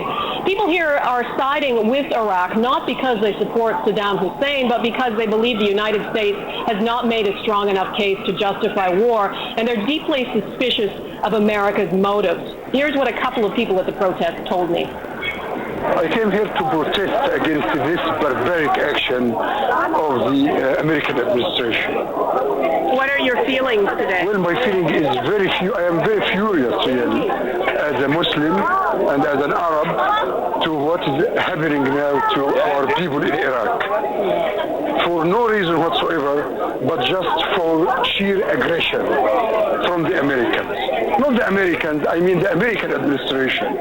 You know, some Americans, they look at this and believe it's because people here support Saddam Hussein. No, we are not supporting Saddam Hussein at all. We are supporting the Iraqi people. What is the stake now is the Iraqi people. The Iraqi people are going to be slaughtered. What do you think about what is happening in Iraq? How are you feeling personally today? Personally, if I had the chance to go to Iraq and fight in the Iraqi side, I would do that. Arab leaders very nervous about all this seething anger, afraid that if the conflict is prolonged, and especially if there are very many civilian casualties, the anger here could increase, become volatile and unpredictable, and some are fearful that it could also lead to attacks on American targets. Chris? Donna Friesen in Cairo for us, anti-American sentiment and a protest today. Thanks very much. Now let's head to Turkey. NBC's George Lewis is going to update us now on that crucial vote in Parliament coming up in half an hour. And George, of course, we are referring to the vote on whether or not the U.S. will be able to use airspace over Turkey. That's right, Chris. The leaders of the Turkish majority party feel confident that they can push this measure through Parliament, granting the U.S. and Britain the right to use Turkish airspace to launch strikes into northern Iraq. That becomes very important as the war accelerates, as the thousands of expected airstrikes unfold. This would enable the United States to use carriers now operating in the Mediterranean, flying directly over Turkey into northern Iraq. Now, almost 3 weeks ago, Parliament turned down a measure which would have allowed the use of airspace plus the right to deploy up to 62,000 U.S. troops on Turkish soil to launch a Northern Front strike into Iraq. The Pentagon has now gone to Plan B. That would call for the troops to be airlifted into northern Iraq to then proceed southward to engage Saddam Hussein's forces. But the thing the Pentagon wants most right now is the right to overfly Turkey and to head to Iraq. That's the thing they want and need right now, and the leaders of parliament feel confident they'll get that. Turkey's president expressed the negative opinion that the war was unfortunate, but he is sort of a figurehead. The key man here is the Prime Minister, Recep Tayyip Erdogan, who's leading this push in Parliament. The vote expected very shortly. It's going to be held in private. We will not know who voted which way. That's because war is a very sensitive issue here. Polls showing that 9 out of 10 Turks oppose the war. It's a very unpopular issue, but on the other hand, Turkey wants the stability of a close relationship with the United States. They're also hoping that part of the aid package that was promised them, the billions of dollars in aid, will be forthcoming if they cooperate. Chris? George Lewis, as we await that vote, thanks very much. John? Well, Chris, the streets of Baghdad are deserted at this hour, or generally deserted. We're going to find out just how deserted they are when we talk to our next guest. It's ITN correspondent Lindsay Hilsum, who's live in Baghdad, who's reporting for NBC News. And Lindsay, first of all, it was a rough and long night. Tell me what you saw and what you heard. Well, about 5:30 a.m. in the morning, I was woken up by the sound of the air raid siren. So I scrambled to the balcony in our hotel to look out over the city. Then I could see tracer, I could hear anti-aircraft guns and the thud of bombing. Now, the bombs were all in the distance, not in the center, but the anti-aircraft fire was coming from those central buildings, and it went on for a few hours. One big explosion was seen by people looking out of the hotel to the southeast. That appears to have been near the Al Dura oil refinery. Then dawn rose, we could hear the sound of the muezzin, the call to prayer for Muslims, and rather strangely we listened to President George Bush's address on the radio as the bombs went silent and dawn rose over Baghdad. What about this morning? When you woke up this morning, what was it like? Well, I've been awake since 5:30. I haven't been to sleep yet. But Right. Out on the streets, it's pretty quiet. I wouldn't say it was exactly deserted, but people are driving if they have to and not if they don't. And I think many people are staying home. How they're staying home? Any difference before any difference in the way they're preparing? They were preparing yesterday, and the way they might be preparing today for what could be this huge, massive attack. No, I think that people have prepared as best they can. There's really nothing else that they can do. But certainly last night's attack was not as ferocious as we had been led to believe. And so I think people were rather surprised. They thought, oh, this is going to be it. We're going to feel like the whole world is falling down on our heads. But it wasn't like that, certainly not in the center of Baghdad. But then, of course, dusk is falling here. And so I think everyone is thinking, is tonight the night? Tonight could be the night that's really, really frightening. Lindsay Hilsum, who's been reporting for us in Baghdad. Lindsay, thank you very much. It's good to talk with you again. You're welcome. Now, what is ahead for our troops in Iraq? Former Chief UN Nuclear Inspector and NBC analyst David Kaye joins us now to talk about that. First of all, David, what do you think about this criticism that Hans Blix, the Chief UN Weapons Inspector, had for the United States?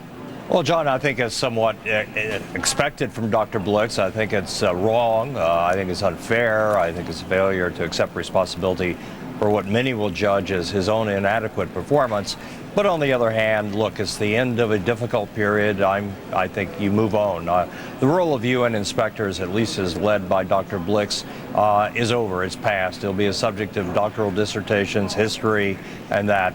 It has nothing to do with what's about to unfold in Iraq. He was stung by the criticism that many Americans said he wasn't fair. Absolutely.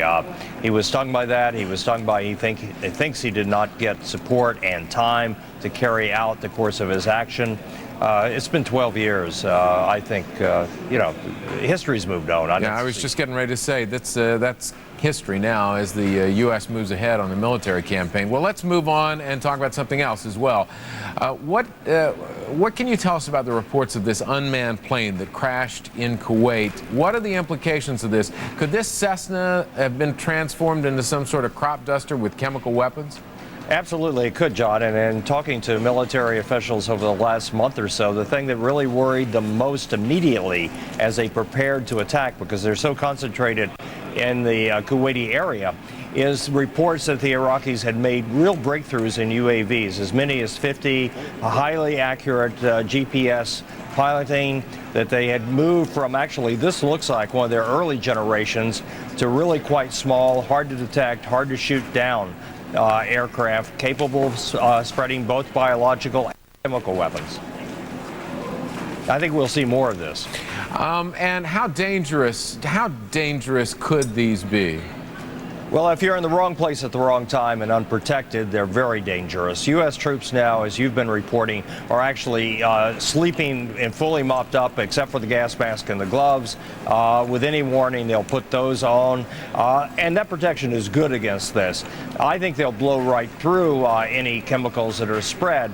Unprotected civilian populations, rear area, logistics people that are not buttoned up in a Bradley or an Abrams, it poses a serious problem. Well, let me just ask you, because we've been talking so much about the chemical suits and the gas masks and the troops being in danger, the journalists who are with them. What's the most dangerous chemical or biological weapon they might encounter? The most dangerous of their chemicals is clearly VX. It's highly persistent. It's very, very toxic. A small drop. It generally acts through penetration of the skin. Could you spray it? Yes, absolutely. And you can spray that's what they could do with that plane. That's absolutely. You'd spread it like that. You really aerosolize it, and it moves as very small droplets. And the wicked nature of VX is a very small droplet is fatal. So it's the most dangerous. It's also very persistent. If you spray it, it will stay active on the ground, so you can later get it by simply touching a vehicle that's been contaminated by it. It does not evaporate readily. It will be around for weeks. All right, David Kay. David, as always, good to talk with you, and we will talk again about this. Now, earlier today, just a little while ago, the Secretary General of the United Nations, Kofi Annan, was talking about the situation in Iraq and his concern about civilians. Let's listen to what he had to say just a little while ago. Today, despite the best efforts of the international community and the United Nations, war has come to Iraq for the third time in a quarter of a century. Perhaps if we had persevered a little longer, Iraq could yet have been disarmed peacefully, or if not, the world could have taken action to solve this problem by a collective decision, endowing it with greater legitimacy and therefore commanding wider support than is the case now. But let us not dwell on the divisions of the past. Let us confront the realities of the present, however harsh, and look for ways to forge stronger unity in the future. My thoughts today are with the Iraqi people who face yet another ordeal. I hope that all parties will scrupulously observe the requirements of international humanitarian law and will do everything in their power to shield the civilian population from the grim consequences of war. The United Nations, for its part, will do whatever it can to bring them assistance and support. Let us hope the future will be much brighter for the Iraqi people than the recent past, and that they will soon have the chance to rebuild their country in peace and freedom under the rule of law. Over the past weeks, the peoples of the world have shown what great importance they attach to the legitimacy conveyed by the authority of the United Nations. They have made clear that in confronting uncertainty and danger, they want to see power harnessed to legitimacy. They want their leaders to come together in the United Nations to tackle the problems shared by all humanity. I will do my utmost to ensure that the United Nations rises to this challenge. And And that was Kofi Annan a little while ago. International reaction continuing to come in after last night's strikes on Baghdad. 45 after the hour, I'm Chris Jansing. Let's update you on the latest. Senior U.S. officials say they have taken more than a dozen targets off their priority list since last night's attacks. Military officials say the main target in the Basra area was a military airfield. And in today's attack, U.S. forces hit an air traffic control center and a fiber optics node at the base. But did the U.S. hit their prime target? U.S. officials just don't know if Saddam Hussein was hit last night. They are still voice printing the tape of a man who looks like Saddam, who spoke on Iraqi TV wearing glasses and a beret. U.S. officials say they don't recall seeing Saddam wearing glasses before, certainly not these. In fact, they're checking whether or not those glasses are ones he might have worn before in private. We're continuing to follow that aspect of the story for you. Meantime, the 1st Brigade of the 82nd Airborne is in Kuwait right now, but their home base is at Fort Bragg in North Carolina. NBC's Donna Gregory is there for us this morning, and I'm wondering if you're getting reaction now that military operations are underway, Donna. It is slow coming, especially from officials here at Fort Bragg. Chris, obviously there are very secret operations that go on behind us. We're expecting news conferences later in the day, and of course we'll bring that information to you as it becomes available. I do need to tell you the word of that hard landing in southern Iraq hit people here pretty hard, and they were on edge early because Special Operations Forces from Fort Bragg are deployed in that region. Fortunately, as you've reported, no one hurt, and the identity of those soldiers have not been released, but people here definitely on edge whenever you hear the word Special Operations Forces. A total of 14,000 soldiers from Fort Bragg are deployed as we speak. About 4,000 of those are paratroopers from the elite 82nd Airborne Division. This is a combat brigade. They are poised to invade Iraq as soon as that word comes. As we mentioned, there are those Special Operations Forces, including Green Berets, psychological operations soldiers, already instrumental in yesterday's activity along the Afghan and Pakistan border. There are support troops, medical troops, elements of the 525th Military Intelligence Brigade, the 16th Military Police Brigade, back to Special Forces. In 1991, 30,000 Fort Bragg soldiers and 1,500 airmen from nearby Pope Air Force Base were deployed to the Persian Gulf. They played a key role then in Afghanistan as well after September 11th. You're seeing some of the equipment. They have engineer equipment to quickly repair airfields in enemy territory for follow-up forces to arrive. They have helicopters, including the Black Hawks. They have all kinds of guns and ammunition. They're prepared to stand off everything from hand-to-hand combat to encroaching enemy tanks. These are very well-equipped soldiers trained to fight anywhere in the world with an 18-hour call. Now, the mood around Fort Bragg here today is one of what we're calling a quiet optimism. They're waiting for word. They're watching the all-news channels, as we all are. These troops are highly trained. They are ready for their mission. People here say they have been training for years for this opportunity. They are ready to go. Security is tightened at the base. There is 100% ID checks of everyone entering the base. There's also random vehicle searches. There's also increased security in the surrounding counties and area hospitals and local schools where many of the deployed troops' children attend. People are still in school today, but they are on a heightened sense of alert. Even the airport yesterday, we noticed increased patrols. The short-term parking area nearest the terminal was closed yesterday. So, Chris, people here are watching, they are waiting, and of course they're hoping for the safe return of all the troops. As is everyone, Donna, and certainly like the rest of America, they're glued to their television sets, although they have arguably more at stake with their loved ones abroad. What's the situation when something like that happens, for example?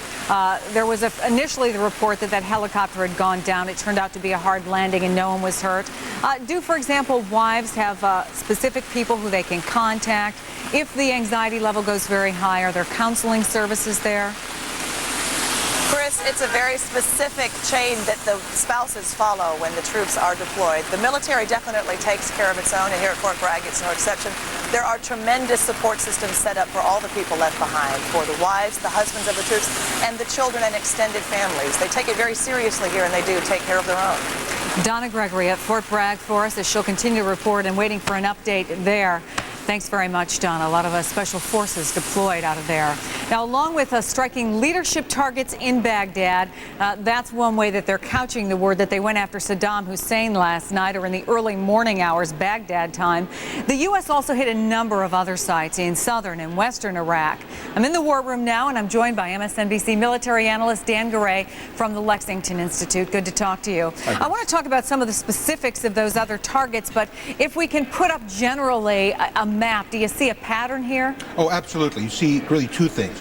A whole series of command and control targets. That's mostly what's out there. We're not bombing airfield runways. We're bombing the command and control facilities, the fiber optic nodes, those things that would allow for an integrated air defense. These are the last targets, if you will, in the set of air defense targets. We've been bombing them now for weeks.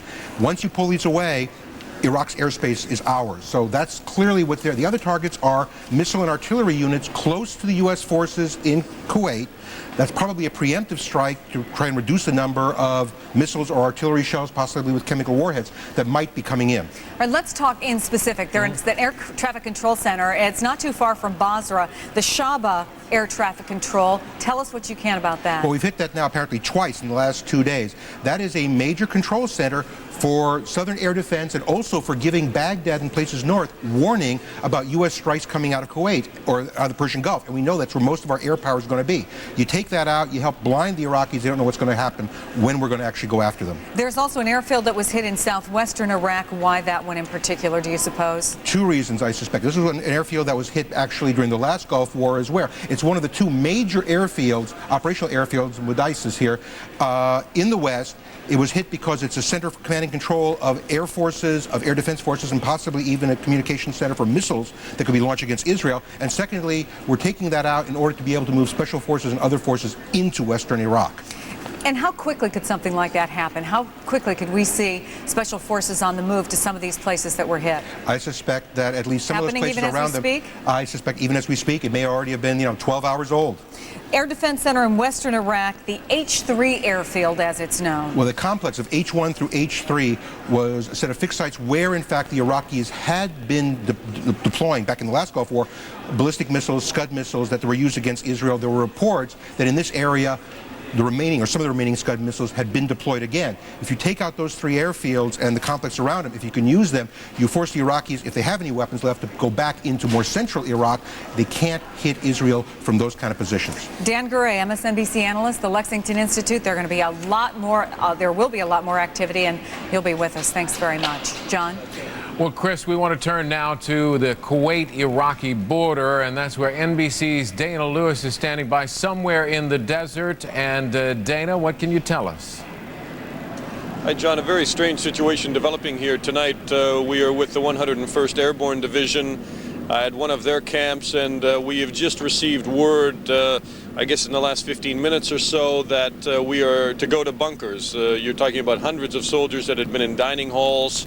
They were asked to leave, and as you can see, this is actually a bunker behind me. We have moved the camera over here so that we're able to get on the air, but also be close to something that is safe. There are reports, and I don't know the exact basis for them, that there may be an incoming heavy barrage of missiles from Iraq, and that may happen within the next 15 to 20 minutes. So we have been asked to come into these bunkers, to bring our gas masks with us. We are not in chemical gear at this point, and to stand by here waiting to see what may happen. If there's a launch, of course, you'll hear the alarms go off here, as they did earlier today when they had those initial attacks on Kuwait City, and when they had the outgoing missile intercepts. But at this point, this is the situation here, John. I would assume that, of course, these guys have a job to do, and they're busy doing their job, but they probably want to know what's going on with the war in other places. Have you been able to provide them information about that, or are their superiors giving them some of that information as well? Are you talking about the soldiers that are behind me? Exactly. Sure. I mean, actually, we have a small satellite dish with a television that a lot of soldiers come and they'll just stand in front of that and watch that. There are other facilities on the base for the command staff, so they're watching what's going on. They're even listening to to radio in Baghdad, so they have many different sources, and of course they have sophisticated intelligence sources as well, giving them information all the time. And I would suggest that from one of those sources now, they have received this warning telling everybody on this base to go and head towards the bunkers and sit and wait to see what develops here. Obviously, if there is incoming, then there will be the possibility of an American response and outgoing. So we've been warned that both things may happen. So you're very close to the bunker if you need to get in right away. Yeah, I mean, these bunkers, I mean, it's difficult to say what they can do for you. I mean, if it's a chemical attack, the bunker's not going to do very much for you. If there's an incoming missile, though, certainly there is the danger that you could be hit by fragments, and these bunkers will stop that. There's concrete over top, there's sand on both sides. They're not underground deep bunkers, they are above ground bunkers. They provide some protection, and for people who want to go in that bunker, they can. I mean, I can tell you earlier today when we had the incoming Scuds, we initially went in them and then we went out. They're close by, but I mean, you know, if a Scud is going to land right on top of you, that bunker's not going to do very much for you. So you take your chances and you just pray that whatever comes in doesn't land anywhere near you. You know, we've heard so much about how anxious many of the troops are to get on with this thing and get it over with so they can go back to their families. And yet today, especially after those attacks, John. Right, of course, and that's what I was going to say. Especially after the U.S. attack, but the Iraqi attacks on, you know, toward the U.S. troops in Kuwait. It must be difficult for folks in the 101st Airborne to sit there and continue to wait much longer. Absolutely. I mean, they were having to wait today because of this ship of theirs that has just come in for the 2nd Brigade of the 101st. It's got a lot of their vehicles that they need to cross the border with, the heavy trucks, the Humvees, even some of their artillery pieces. So they have to wait here and they have to get that equipment together. They'll be doing it very quickly now over the next 24 hours.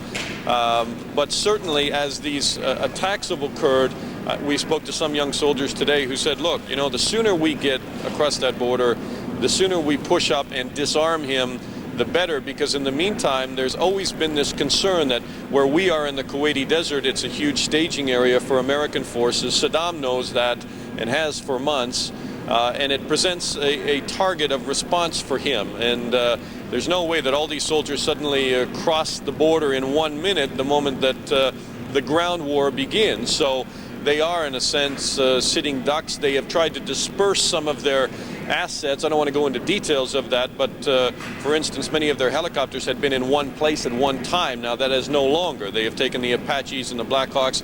They've moved them to different staging bases and forward operating bases so that they disperse those targets in case a missile gets a lucky strike. But indeed, these soldiers want to get this going. They want a quick war, and they want to go home again. Yeah.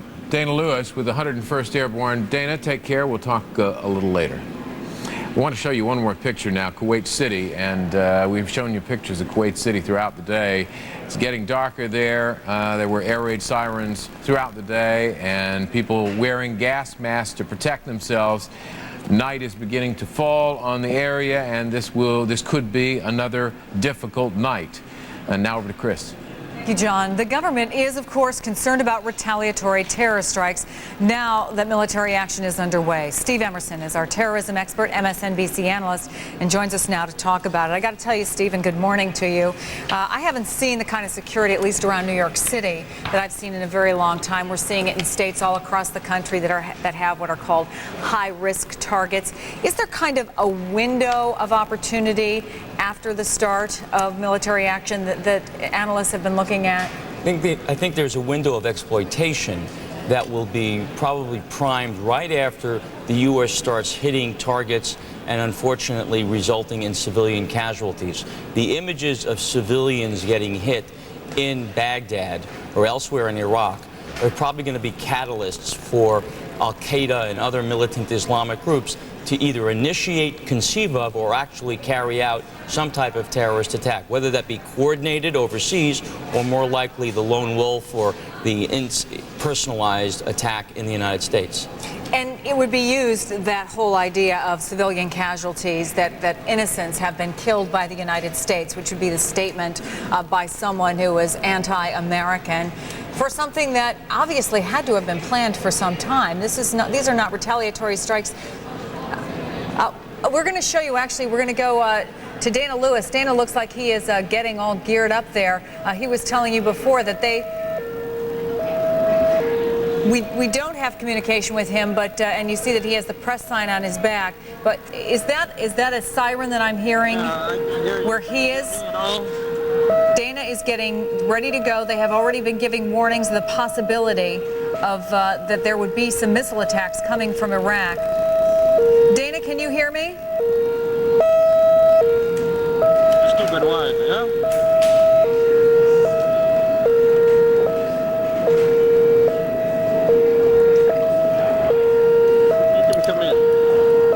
We're saying just a little while ago, Dana Lewis is... Let's listen if we can hear what Dana has to say.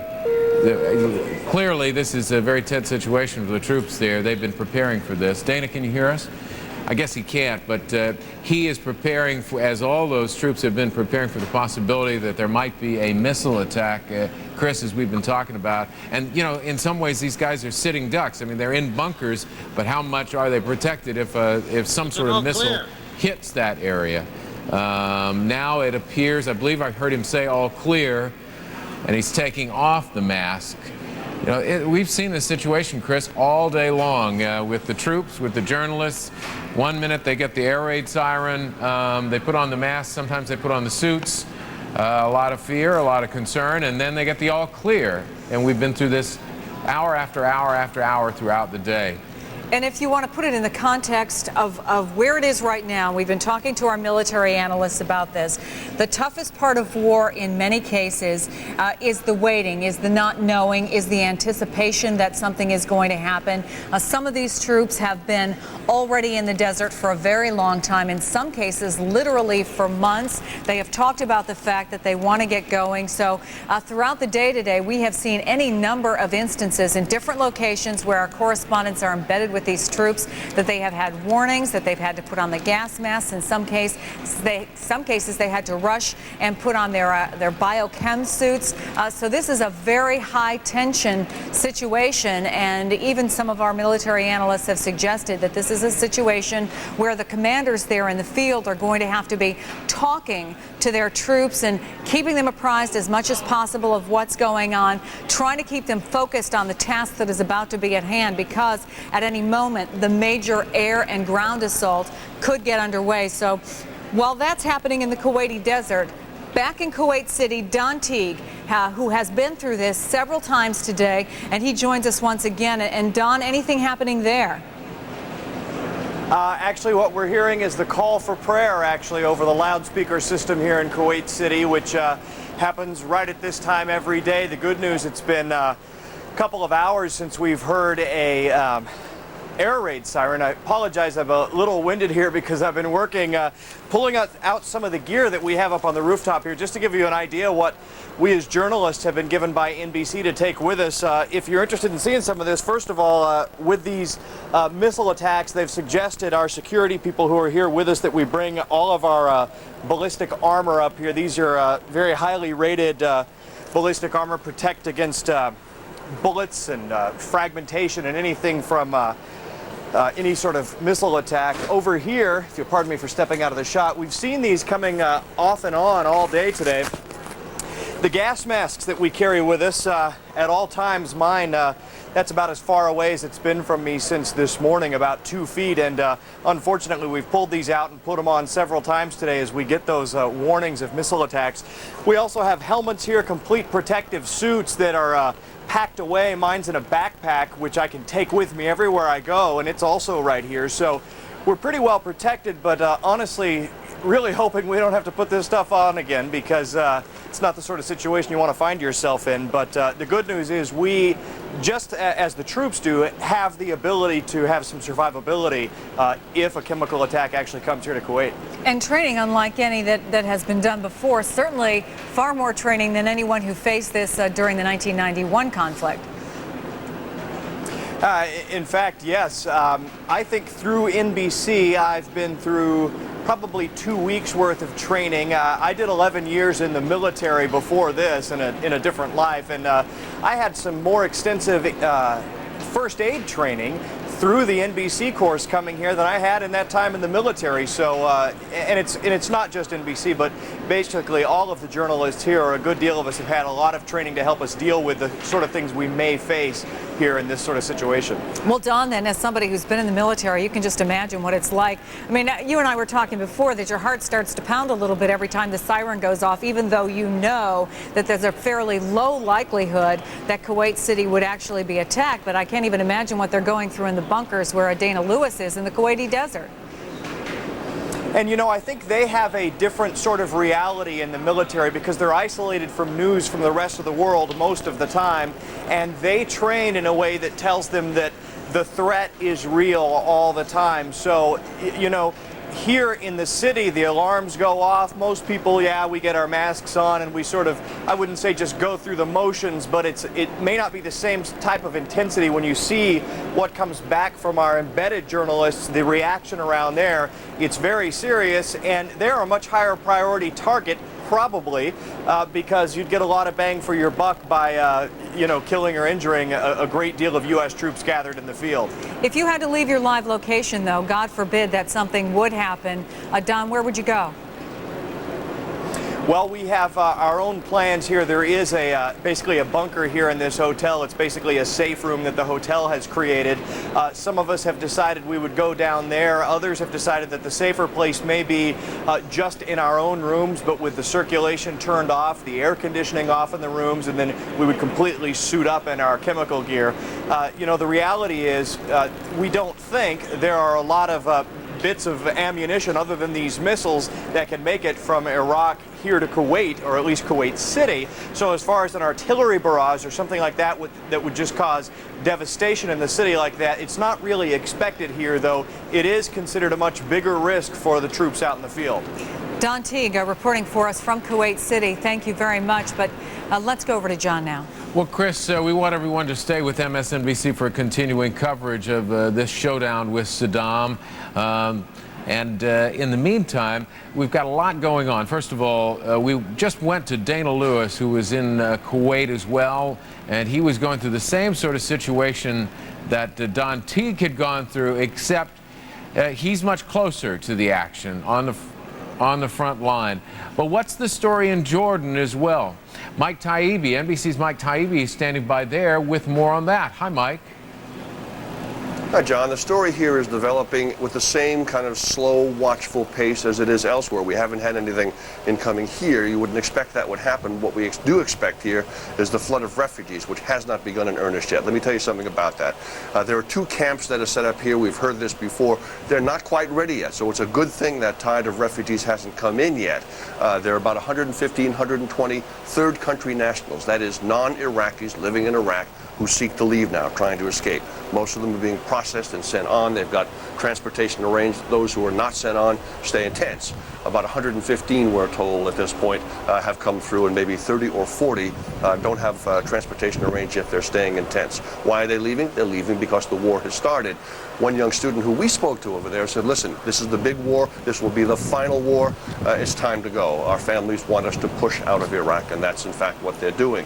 One other thing, a note that we can tell you about the story this morning, was that in that precision bombing, that first burst of the Post 160 gas station, that's about 2/3 of the way between the border and Baghdad, about 90 miles west of Baghdad, that was hit. And when it was hit, there were a number of people who were injured, and at least one man killed, the Jordanian truck driver, the driver of an oil truck who was refueling himself. We have his name, we've confirmed it, but we don't know whether his next of kin have been advised, so we won't give it, but he was killed.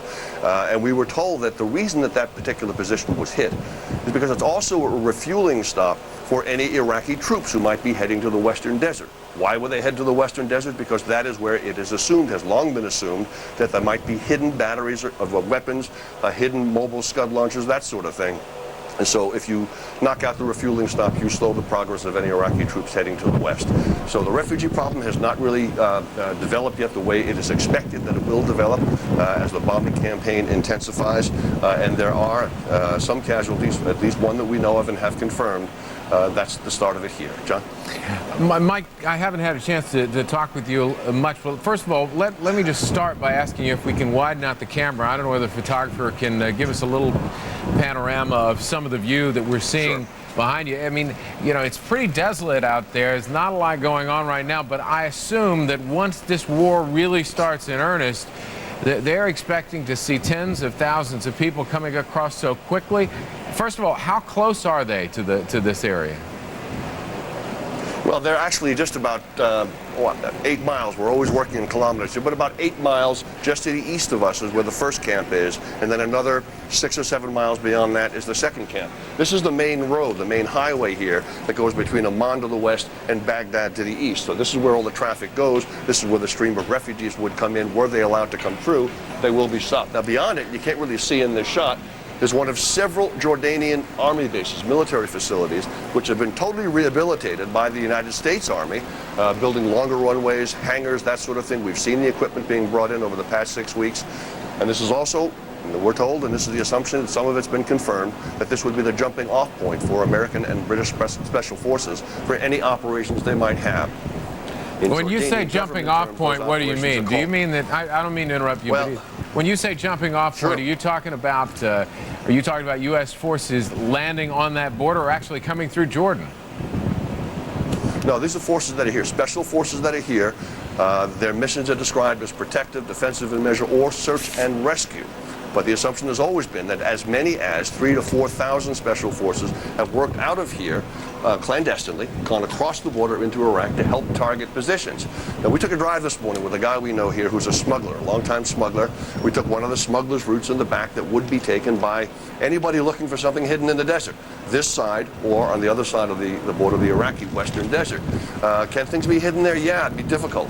Not impossible, though. And that's the assumption that there are caches of weapons there, maybe banned weapons, there may be mobile Scud launchers hidden there, and that's what special forces have been looking for. Don't forget, in the Gulf War, 39 Scuds were sent from right over here across the border to Israel on the other side. That's the range that they needed to work within, and that's where they were. So that's where the launchers were then. Is that where the launchers are now? And that's one of the missions of special forces. Of course, and you're exactly right. The Scuds are one of the main concerns in that part of the country. But I guess what I was asking, there's been some speculation that because you couldn't get through Turkey, that these troops have got to come through someplace. And the speculation is that it might be Jordan. And so I was really asking you to examine that theory. Sure, that's long been the theory that's been discussed, because don't forget, Jordan is a Western ally. It's a moderate country which has had established relations with the West, etc. But King Abdullah II and his entire government have been insistent on saying they will not allow Jordan to be a jumping off point for an offensive assault against Iraq in the event of war. That has been their line. They've been consistent about it, absolutely consistent about it, and there's no indication that we've gotten, and we've talked to some fairly highly placed government ministers, that that's likely to change despite what happens in Turkey. Mike Taibbi, who's out in the wind and the desert out there in the Iraqi area. Thank you very much, Mike. And at 13 past the hour. Time flies. Time to bring you the very latest. U.S. soldiers and journalists stationed in the Kuwaiti desert continue reacting to air raid sirens, putting on gas masks at a moment's notice. This after Iraq fired 2 Al-Samud missiles at Kuwait today. A Patriot missile intercepted one of the Al-Samuds while the other one broke up. There is no sign that biological or chemical weapons were used. Now, the White House is now commenting on that tape broadcast on Iraqi TV, allegedly made by Saddam Hussein. They say no conclusion has been reached regarding the identity of the man wearing the glasses and the beret, or when the tape was made. In fact, they're checking the voice, trying to find out if he's ever been known to wear glasses, that is Saddam Hussein. And Chief UN Weapons Inspector Hans Blix had some strong criticism for the United States. In an interview with the BBC News today, he said the UN Security Council resolution demanding Iraq disarm was extremely demanding, and the U.S. seemed impatient to go to war. Now here's Chris. Of course, it was last night President Bush went on national television to tell America and the world that military action had begun. And very early this morning, he was getting a briefing on the strikes against Iraq. NBC's Bob Kerr joins us from the White House with the latest. The president, of course, as you know, Bob, always is an early riser anyway, but he had Condoleezza Rice with him, 6 o'clock this morning? Well, the president was in the residence, Chris, and he got a phone call from his national security advisor, Condoleezza Rice, at that point. And then within the hour before 7 o'clock, the president was here. I want to tell you now that he is meeting with Defense Secretary Rumsfeld and also General Myers, the head of the Joint Chiefs of Staff. Obviously, some work being done not only on trying to analyze what the result was of the attack last night, but also what to do next and when. So stay tuned for those details. The president's schedule, though, today, in addition to the meeting we just told you about, he's to have lunch with the vice president. There will be a cabinet meeting here during the afternoon, and we may see and hear from the president at that point. And then this evening he has a meeting and dinner with the leader of the country of Cameroon. Scheduling issues aside, it was interesting to hear John Siegenthaler a moment ago saying what we've been told here, which is that indeed the president and his top aides at this point are not yet certain whether A, it was Saddam Hussein on that videotape that was broadcast last night, or B, when that tape was made. That is being looked into at this point. The other question that came up here just a few minutes ago when we met with Ari Fleischer, obviously what they call the BDA, the Bomb Damage Assessment. How did it go last night? What we're told is that that kind of information will only come from the Pentagon. In fact, Ari Fleischer telling us that the president is not going to be in the role of a play-by-play commentator as this war progresses. Chris, you mentioned the phone call that he got very early this morning from Condoleezza Rice. He then went into a briefing with several top officials, and the White House released a photo of that, and you can see the president in the Oval Office there being briefed on the latest details. The president did react today through his spokesman to criticism that's coming from overseas. Harsh criticism from Russia's President Putin, for example, and some other leaders overseas. Ari Fleischer telling us the president obviously respects their views, understands what they're saying, why they may be saying it, but the president being undeterred, president going to move forward on this. President warning last night as well that this conflict could go longer and be more difficult than a lot of people anticipate. A sobering warning from the president in his TV remarks last night. A couple of other interesting points on how this all evolved. You know, this attack apparently was not necessarily going to begin until today or perhaps even tomorrow. And it was only late in the day yesterday when CIA Director George Tenet came in and told the president that there is an opportunity perhaps to take out some of the top Iraqi leadership. At that point, the plan really was changed. And so the president decided, yes, let's go for that if we can. He had to sign what's called an execute order, which authorized the use of force. And the decision to change plans was even reflected in the fact that the speech he gave to the nation last night had been pre-written, and he had to change the top of it to reflect yesterday's activities. Some breaking news, Chris, back to you. Bob Kerr at the White House. We just want to let people know again, thank you, Bob, that we will be hearing from Ari Fleischer 12:30 Eastern Time, a little more than 2 hours from now. Right, we're going to hear from Defense Secretary Rumsfeld around 11 a.m. Eastern Time. We'll carry that live. That wraps it up for this section. Now we go to Brian Williams, who continues our coverage where the sirens are blaring again in Kuwait. Brian? Thank you, folks, and you're right. Just as Bob Kerr was wrapping up from the rainy White House lawn, we are back under a siren condition here, a different sound than we were used to early in the day. I think that's more a function of the siren than a different type of danger. So far today, this has been backed up by the arrival over the Iraqi border more than once of something. They were called Samud missiles earlier. There was a false report that Scuds came over. I think that's been roundly knocked down. We had what I think was a confirmation that a U.S. Patriot knocked down one of the missiles on its way here from Iraq. We had intelligence last night that a missile launch was possible. Again, Dana Lewis was reporting intelligence just a few moments ago that the 101st Airborne got a heads up that a missile launch was possible. The reason you hear the volume differing, going up and down, is these sirens, like a lot of volunteer fire departments around the country, are revolving, and so different parts of the city get it louder than others, and then what goes around comes around in the siren business. I am joined by former four-star retired General Wayne Downing, who has been our guy throughout and will remain. At least you better remain up here with us. General Downing and I have made, after donning our gas masks earlier today, in an abundance of caution, we've made an agreement to don them again if we have an impact or a strike, obviously the danger being chemical or biological weapons. Now, General, what is this likely to be? A kind of Iraqi probing, knowing that nightfall, anyone without a schedule for this war can guess that we're looking at a possible U.S. action tonight? Well, Brian, this could be nothing. I mean, this could be an aberrant signal, and of course, in a situation like this, a large civilian city, it's better not to take a chance. It's better to go ahead and sound an alarm, alert the people, and then if nothing happens, all you've done is inconvenience them.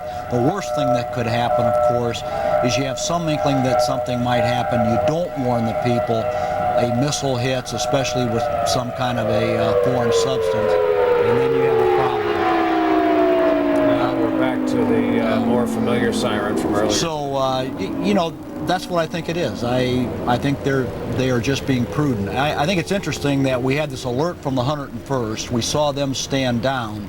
You could well have in the system of exchanging information some stoppages, some impedance. And what we might have seen here was the Kuwaitis getting the word about 15 minutes after the 101st got it. That's right. They're now going through their alert, and then we've just noticed now that the sirens have stopped, and it could be now that they're getting the word that there is not a launch. But I expect we're going to go through this cycle, Brian, for a long time until our forces actually get up and actually occupy all these areas that are possible launch sites. Now, since we've had a launch this calendar day here, that must have lit up to radar, to reconnaissance, where that missile site is, yet we don't have any positive confirmation that planes acted to take it out. So what's happening there? Well, I think certainly, one of the things that we should be able to do with a launch of a Scud, if it was a Scud. Now, this could very well have been an El Samud missile. Yeah. And of course, we think they hit those sites around Basra last night.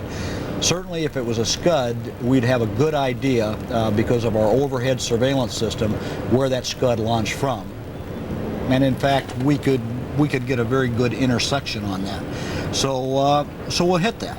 Now, of course, it'll be after the fact if it was a Scud. And the thing they did the last time, they were mobile, and they would continue to miss them.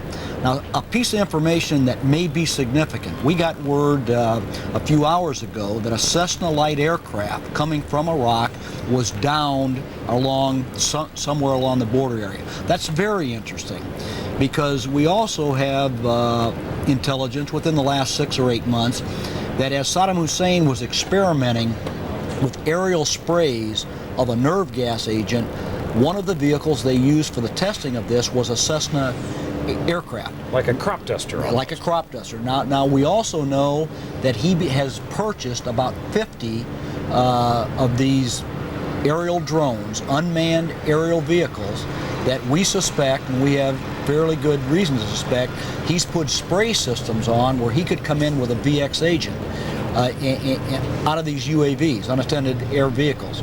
This may be very dangerous, and so I would be very interested to see what they found in that Cessna, and I'm sure we've got people climbing all over that thing to see if it was equipped with chemical agents. If that was the case, in other words, if they find that evidence, then I think you're really going to see the strikes ratchet up, even to the point where we may accept collateral damage on some civilian targets, because we cannot allow those kind of weapons to be fired at our frontline forces, let alone our rear logistics areas here in Kuwait, or perhaps even as far away as Doha, Qatar. And if they're firing at these locations, then the obvious next target, Brian, is Israel. And I've surmised all along that if he has any strategic weapons left, that he'll try to use them for the political purpose of punishing Israel, to gain favor in the Islamic world, and also I think he would love to have them, to induce them to attack him.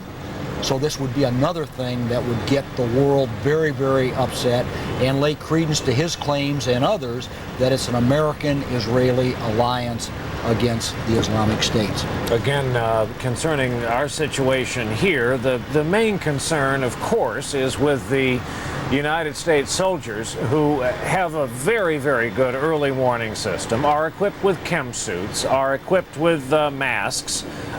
Their command, they have bunkers, they have hardened, built-in fortified bunkers, and they'll be given ample warning. As the general points out, we would probably hear something, an arrival or impact of a carrier of some kind, a missile or an aircraft.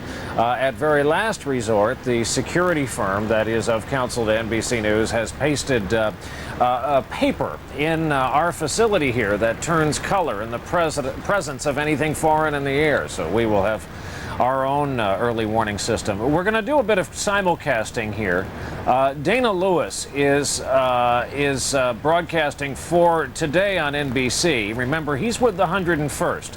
They're in a forward position, certainly forward from us. We're about 51 miles from the border here. We may dip in to listen to part of that exchange if our control room, we haven't heard from Dana yet.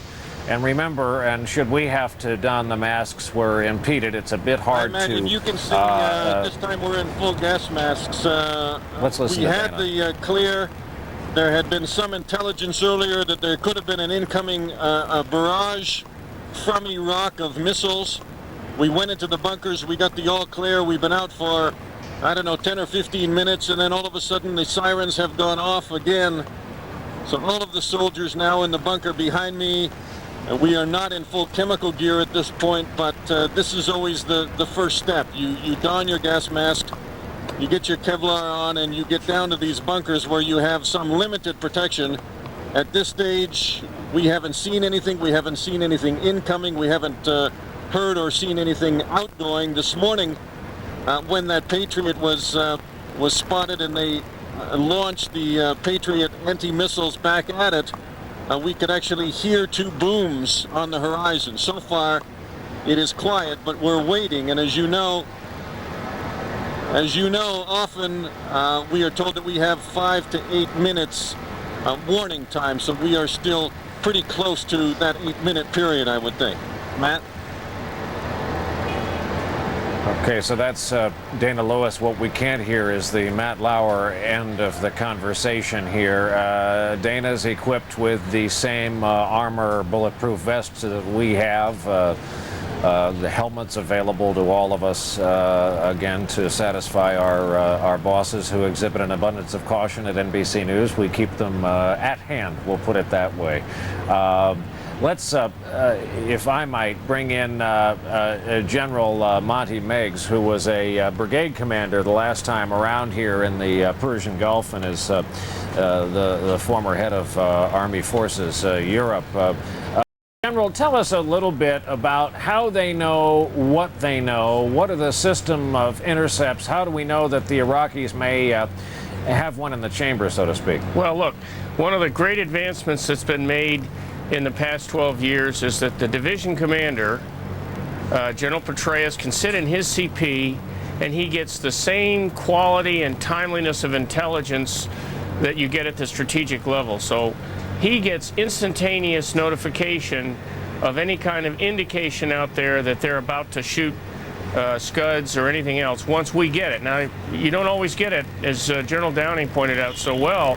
These guys are very, very good at hiding this stuff, zipping it out, shooting, and moving somewhere else. But the beauty of the new so-called revolution in military affairs really depends on advances in command and control technology, and that intelligence feed is instantaneous all the way down to division and brigade level. And General, let's talk about the capabilities here. So far today, of what was launched, we have no reason to believe they were tipped with anything, that they were anything more than conventional explosives. This is so much of the ball game. We've been talking about his ability to use these weapons of mass destruction on some sort of vehicle. Well, look, basically, it looks like Saddam's people are trying to get a silver bullet. The missiles they're shooting, most likely Al Samud's, are not very accurate. They don't carry that big a payload. And you're probably not going to do much with them. They're not a very good system. But every company commander out there is going to treat this situation as if his soldiers are absolutely at risk, even though the probabilities are very low. They're going to be down in the bunkers with the troops. They're going to be making sure the masking goes well. They're going to be patting them on the back, because everybody knows this is a very nerve-wracking, annoying period, even though the actual real threat is not that great. If you're the one that's in the zone of the lucky missile that comes in, obviously that's very different. And so this is annoying. The prospect of chemical weapons is very serious, but when they're just lobbing the odd missile out there, it's not that big a deal, really, strategically. General Meigs, pleasure to have you. I know we're going to be talking a lot more along the way as you join the ongoing conversation between me and General Downing here. And here come the sirens again in Kuwait City. We'll see if it's a sustained blast that would indicate the all clear, and the scenario General Downing was talking about, that this is a dated warning that we're dealing with.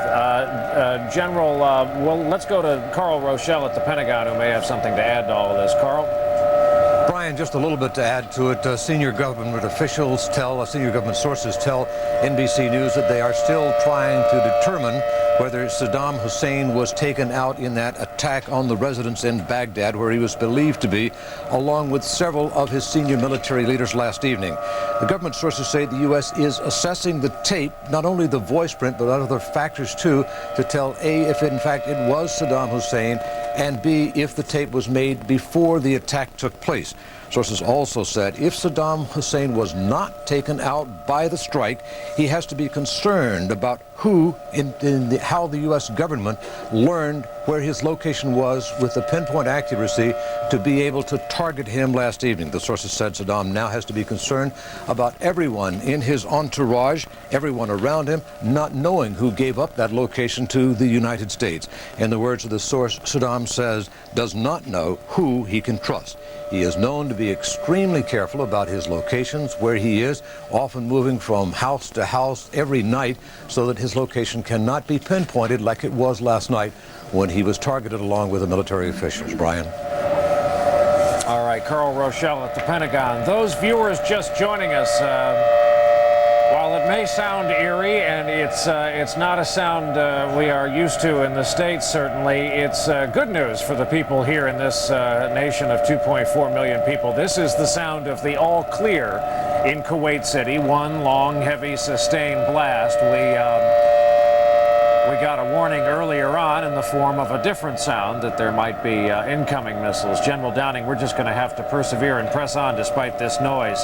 Let's do some backtracking. When last we left a lot of our viewers, a mission was launched last night based on the last best available intelligence that Saddam, that at least the top leadership of Iraq, was in a private home or structure, and that they were going to be there for a few hours. What could have gone wrong? We have every reason to believe Saddam is alive and well. Well, Brian, maybe nothing went wrong. There's a good possibility that if they hit that target, and they had, as I mentioned when we talked about this last night, they had multi-source intelligence that indicated that there were key personalities in there. Perhaps Saddam was not in there, but I would guess that someone was in there. And so there is a good chance that while they might not have gotten Saddam, they may have gotten some other personages. Not unlike for example, the operations in the early days of the Afghan campaign against the top Al-Qaeda leadership. I mean, we took out some of them, not knowing who they were, and then found out later that they were key people. During the campaign in Panama, which has parallels as we tried to get Noriega, I think probably the instrumental thing in hunting Noriega down was we took out his infrastructure. We did not kill all of them, but we captured all of them, and one of the reasons he sought refuge in the Nunciatura down there in December, Christmas Eve, 1989, was because we had taken down all of his friends and every place he could go. So he had no other haven except to go to the papal nuncio. I don't think Saddam is going to seek out the papal nuncio in Baghdad, but something parallel might happen as we take out this inner circle. As has already been mentioned by Carl, this is going to have a very, very devastating effect on the morale of the top Iraqi leadership, the elites, if they've lost 2 or 3 key personages right off the bat. So I mean, I think it's a masterstroke. I think that's the way you've got to be. You've got to be flexible. They had a good target of opportunity. They obviously had a plan which was flexible enough to do excursions like this, and they did it. So let's not assume that it was a failure. And we have this, the luxury, the astounding luxury as a fighting force, a technologically superior fighting force. Think of what is familiar about this that we had last time in the Gulf War. This is an all but scheduled conflict. Everyone knows within a certain window of days and hours when the United States is coming, and it sets on its head all the warfare learning, I imagine, in your career. Well, we've always tried to do it, but probably could not do it as well as they can do it now, because not only have they gone through the mental processes that it takes to get there, but also physically they can do these things. As Monty Meigs pointed out, you've got Dave Petraeus here, Division Commander, 101st Airborne, who is sitting there in his division TOC with a display that has national level intelligence. We couldn't do that during the 1991 Gulf War.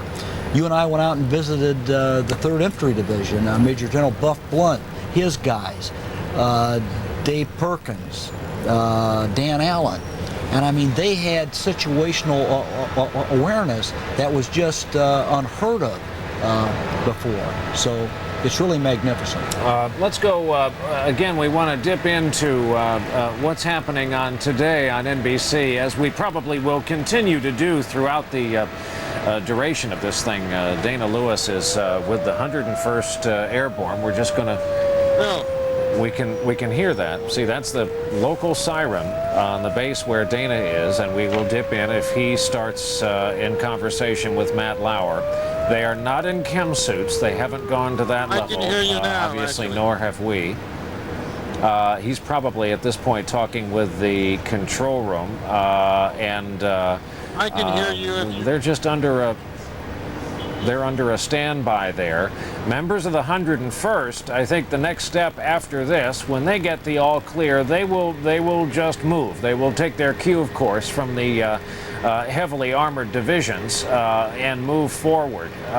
It is not giving away any operational secrets, nor do we have any really, to say that since nightfall has arrived, since this enormous force has been assembled and is at the cusp of moving, it would not be unusual to expect to see some military activity tonight, some movement up at the front where they call it the so-called tip of the spear.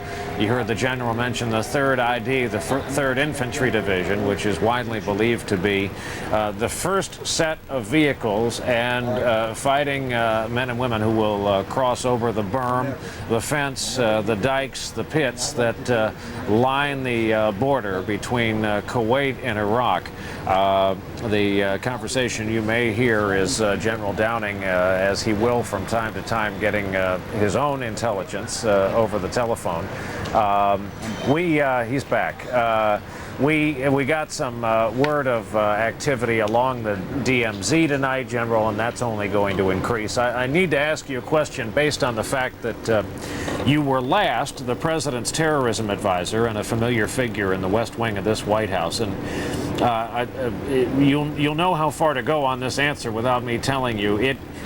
It can't go over well in the Bush White House that Kuwait had the kind of day they have had here today. I don't think many people expected Iraq really to get anything airborne to cross over the border. This was kind of a surprise, was it not? No, Brian, I don't think so. I mean, I really am surprised that more hasn't come, and I would expect we might get more tonight or tomorrow.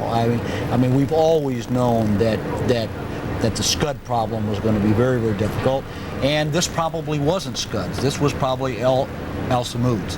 The Scuds are still out there, and the nature of that weapon, even with the Patriots, even with our activity against them, it's not 100% that you can stop it. So no, I really don't think that's a downer for them. I mean, I think that's something that we all accepted. And I can tell you, if I was a Kuwaiti and this surprised me, I think I'm out of touch with reality. I mean, we're sitting here, as you pointed out, I mean, that border is only up there 100 kilometers or so. I mean, close. We're in reach of his tactical missiles and darn near in reach of his artillery.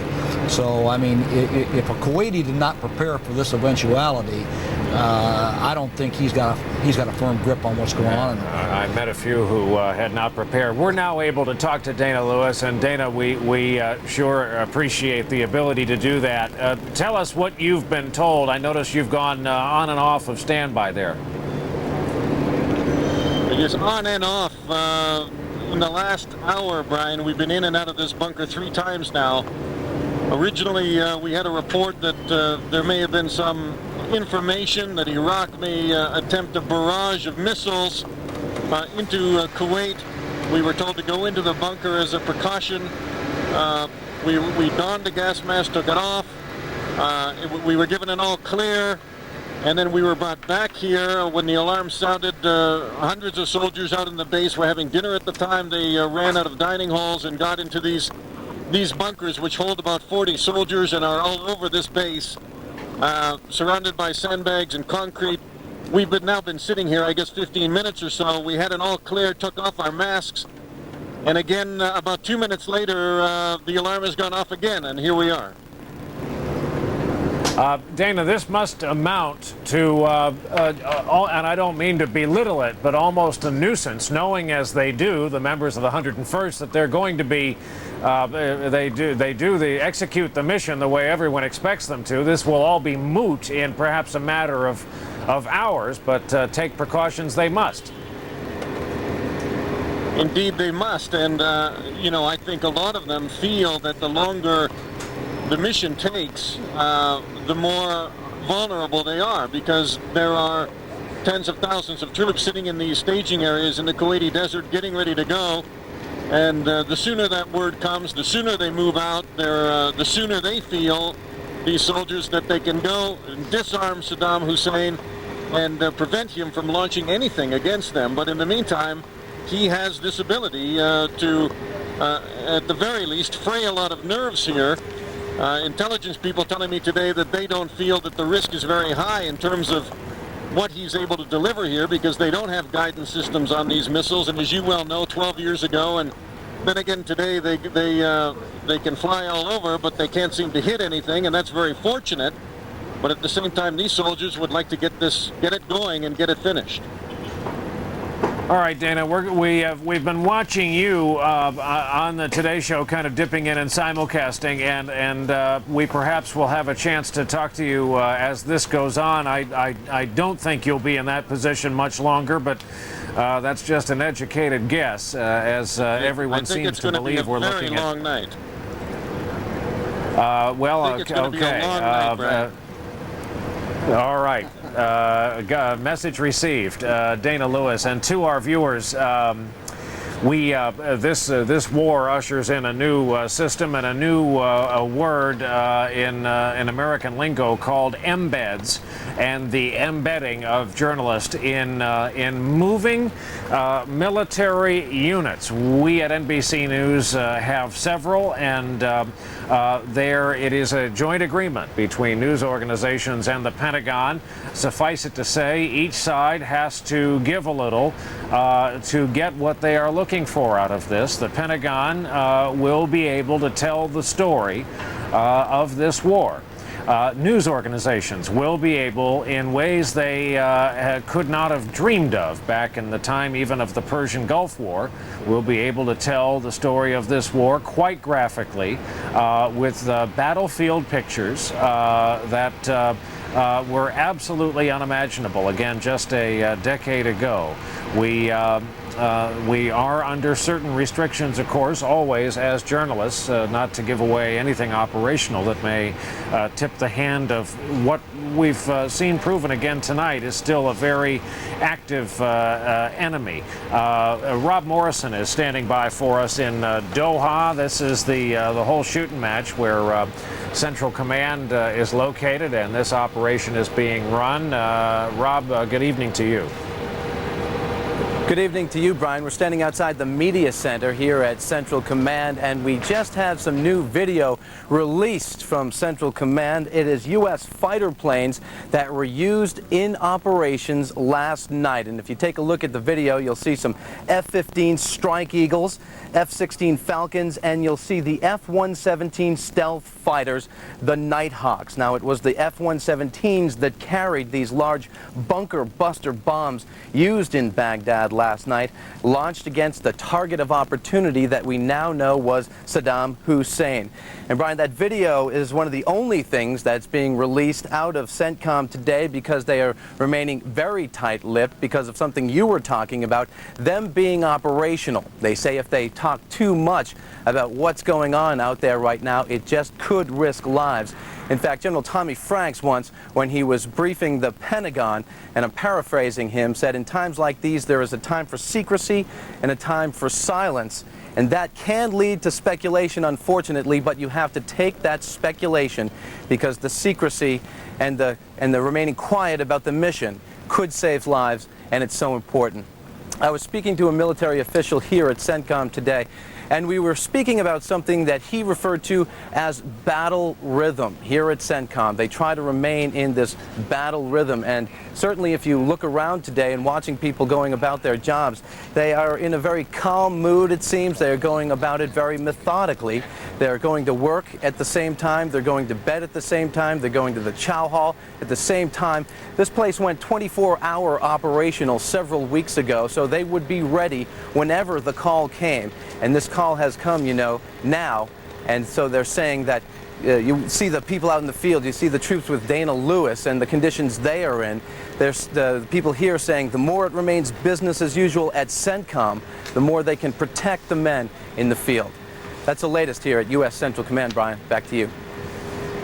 Rob Morrison, thank you for that. We'll be talking to you later. And as much as our coverage tends to slide into the technical and emphasize the equipment that this force will be using, let it never be forgotten that the chief concern always in a situation like this, and certainly foremost in our minds always, are the young men and women and their commanders who we have been seeing here in, I guess, our 10, 11 days in this region, going out each day to the bases.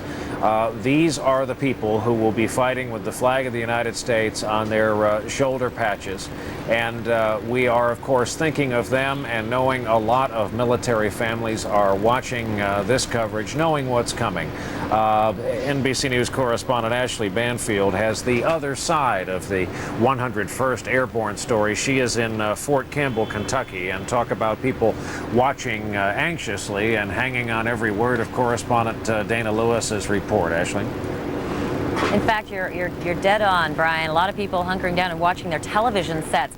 This base, by the way, is the home of the 101st, but about 19,000 of them are where you are right now. So you would think it would be empty, but it's not. There are thousands of reservists who've come in to be processed, to be shipped out here. So they're very concerned about comrades that essentially aren't their comrades, but they are all watching what's going on television right now, and they have been since last night, too.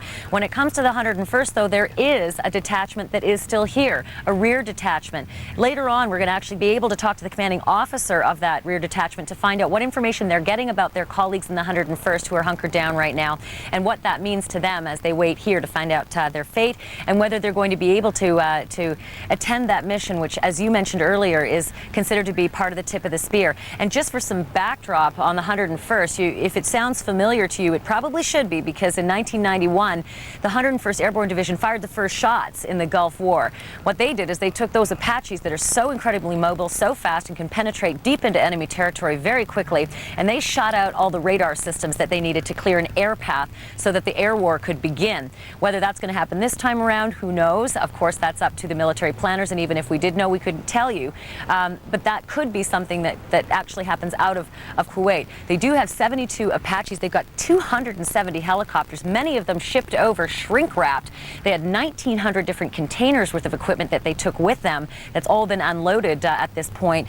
And not only that, but they've got huge Chinook helicopters to accompany those Apaches. They've got the Blackhawks, and those Chinooks can take a lot of gear and penetrate very deeply and take a lot of personnel very quickly into enemy territory. And I should also mention as well that if you remember 1993 in Mogadishu, there was a terrible incident considered Black Hawk Down now to Hollywood. We've all seen the movie. We've seen the news coverage of the movie where 18 soldiers were killed, 2 Black Hawk helicopters were downed in the urban fighting in Mogadishu. These are the guys who could be involved in any kind of urban combat in Baghdad. They are trained for this, and they've got the gear for this. They've got the Black Hawks for this as well, and that is not lost on a lot of the people here, that's the kind of fighting they could be entering into once again. Brian? Ashley Banfield, thank you for that. And let's look quickly at the Pentagon briefing room. This is an 11 a.m. Eastern scheduled briefing a few minutes from now. And you'll note the unassigned seats are pretty easy to see. The assigned seats for various television networks there in the front row with their logos on them for the correspondents, a lot of whom in their defense are on the air and otherwise filing stories. They'll come in right before the principals. We'll be hearing from, among others, I think the Secretary of Defense, Mr. Rumsfeld, and General Myers. Interesting timing here because there are indications in published wire service reports, broadcast reports, as we speak to you right now, that there's movement in this region. It'll come as a surprise to no one. Quick question for General Downing. Ashley Banfield mentioned the Apache helicopters. There is a hybrid, the latest generation, called the Apache Longbow, which may be the most fearsome thing ever made with revolving blades. Tell us what it can do, General. Well, the Longbow can basically come up, acquire its targets, drop down into defilade, and it can shoot really more targets than it has missiles. It's got a fantastic memory system on it. It's all electronic. It can shoot its load. The other great thing that it can do is it can link with other Apaches, send them the same kind of information digitally, and let them hit it. So, I mean, you got an Apache that can pop up, acquire targets, come down, link out to half a dozen or so others. They launch these Hellfire missiles, these very, very capable missiles. They go down range out to 5 miles, destroy any armored vehicle, fixed location. It's fantastic. You can also link them with the Army Scout helicopters. Great capability. A little bit of a news here, General. We just got confirmation of a story that was first floated on one of the news wires. We have oil fires going on near Basra. I'll read this from Jim Miklaszewski and our Pentagon producer Tammy Kupperman. Defense and U.S. officials confirm there are oil fires in southern Iraq. Presumably they were deliberately set, but it remains unclear precisely what is happening and why. There are reports of as many as 4 oil fires burning in the south, including at Ramallah, where the Iraqis recently leaked oil from a pipeline causing a mile-long slick. Tell us about this. Well, it's a report, and there's a lot of suppositions in that report. I think there are fires there. Obviously, they are reporting them, but what caused them? Did the Iraqis cause them? Or is there the possibility that our own forces might be in there right now, starting their military operations? What would be the motive? Well, the motives would be to secure those oil fields so that the entire oil fields cannot be lit on fire. This is something we've talked about. These oil fields are a strategic target. They're an economic target. We do not want them destroyed. We've all surmised that they are very, very high on our initial set of actions. It's dark now, Brian. It's been dark here now for about an hour. We've got a sizable Marine force out there at sea that is afloat. We also have a very capable Naval Special Warfare Force, which is composed of Navy SEALs and their assorted different types of boats. And so we may well be seeing here the initial start of our campaign to safeguard those oil fields.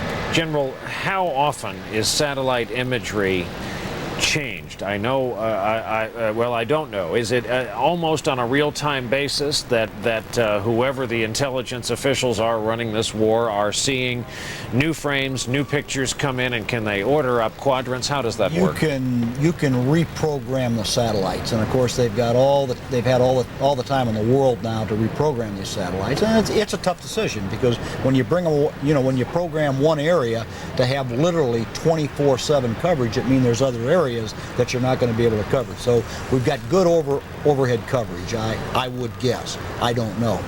But we not only have that, we have the Predators, we have the unmanned aerial vehicles, we have aerial vehicles up. We have airplanes that don't have to penetrate. We actually have aircraft with side-looking radar, side-looking infrared that can go down and take these pictures. You bring all this together with a bunch of real smart folks, they're able to put these composites together and have a pretty good fix on telling you what's going on the ground. We have 2 minutes until the Pentagon briefing starts. I'm curious, having been so involved with the last Gulf War, what's the relationship between the Pentagon and Tommy Franks? It's his show at Central Command. Are they linked all day via teleconference, via telephone? What will Rumsfeld and Myers know, and when will they know it?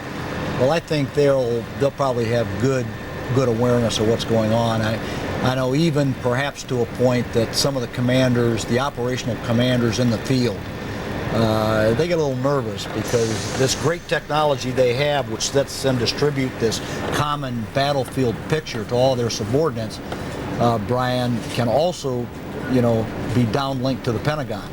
And so you're in a situation there where if people aren't disciplined, and if people really want to diddle with the commander, I mean, they can actually get down into where individual tanks are located. I mean, that's how good this thing is. Now, I think, though, that they're going to give Tommy Franks some headroom. They're going to let him go and execute his plan.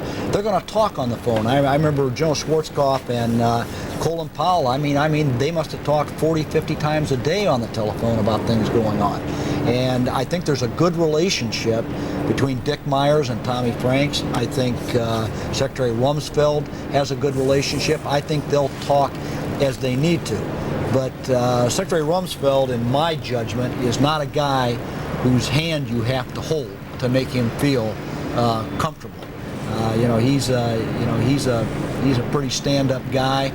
He trusts Franks, and so I don't think they're going to be hounding Franks. Franks has a war to fight. They need to let him fight it. All right. On that note, we are looking at the Pentagon briefing room, where through a side door in just a moment you should see the top military man at the Pentagon, the head of the Joint Chiefs, and the top civilian man at the Pentagon, who we should quickly add is a U.S. Navy combat pilot veteran, Donald Rumsfeld. And as they walk up to the podium, remember that we're entering the time where certain operations are starting to become clear. There is a broadcast report that U.S. Marines are on the move, perhaps may be engaged in the earliest of the contacts with the enemy. And there are also reports that the U.S. Navy might already be engaged in lobbing ordnance, probably by the name of Tomahawk, from their ships in the Persian Gulf into some onshore targets, which just about everybody can anticipate.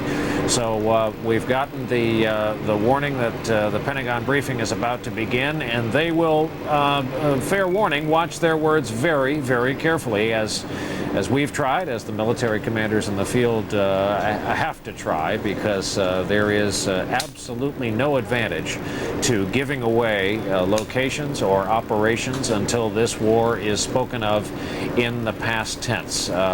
We mentioned earlier, can't repeat it enough.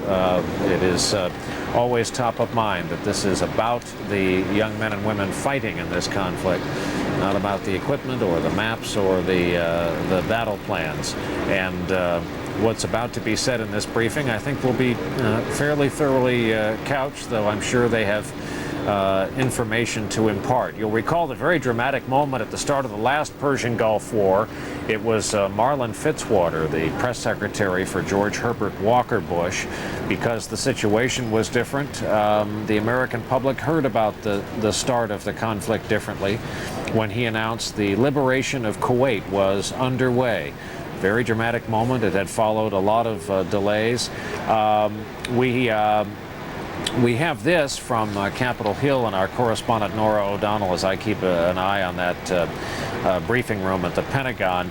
A key senator on the Intelligence Committee briefed today, says there are reports, and this is notable and subject to change. There are reports Saddam Hussein was wounded in last night's strike, and that members of his top military leadership, thus was the supposition by General Downing, were killed. As we have reported, we are still trying to determine the fate of Saddam Hussein of Iraq. A very interesting development here. And remember, communications being what they are, rumors being what they are, the question has to be asked, if and when Saddam Hussein becomes a military target, and if the U.S. is successful, how long will it take for the word to filter down, for the fighting forces to get the word as Americans advance, that the fight is up, that there has been de facto regime change in Iraq.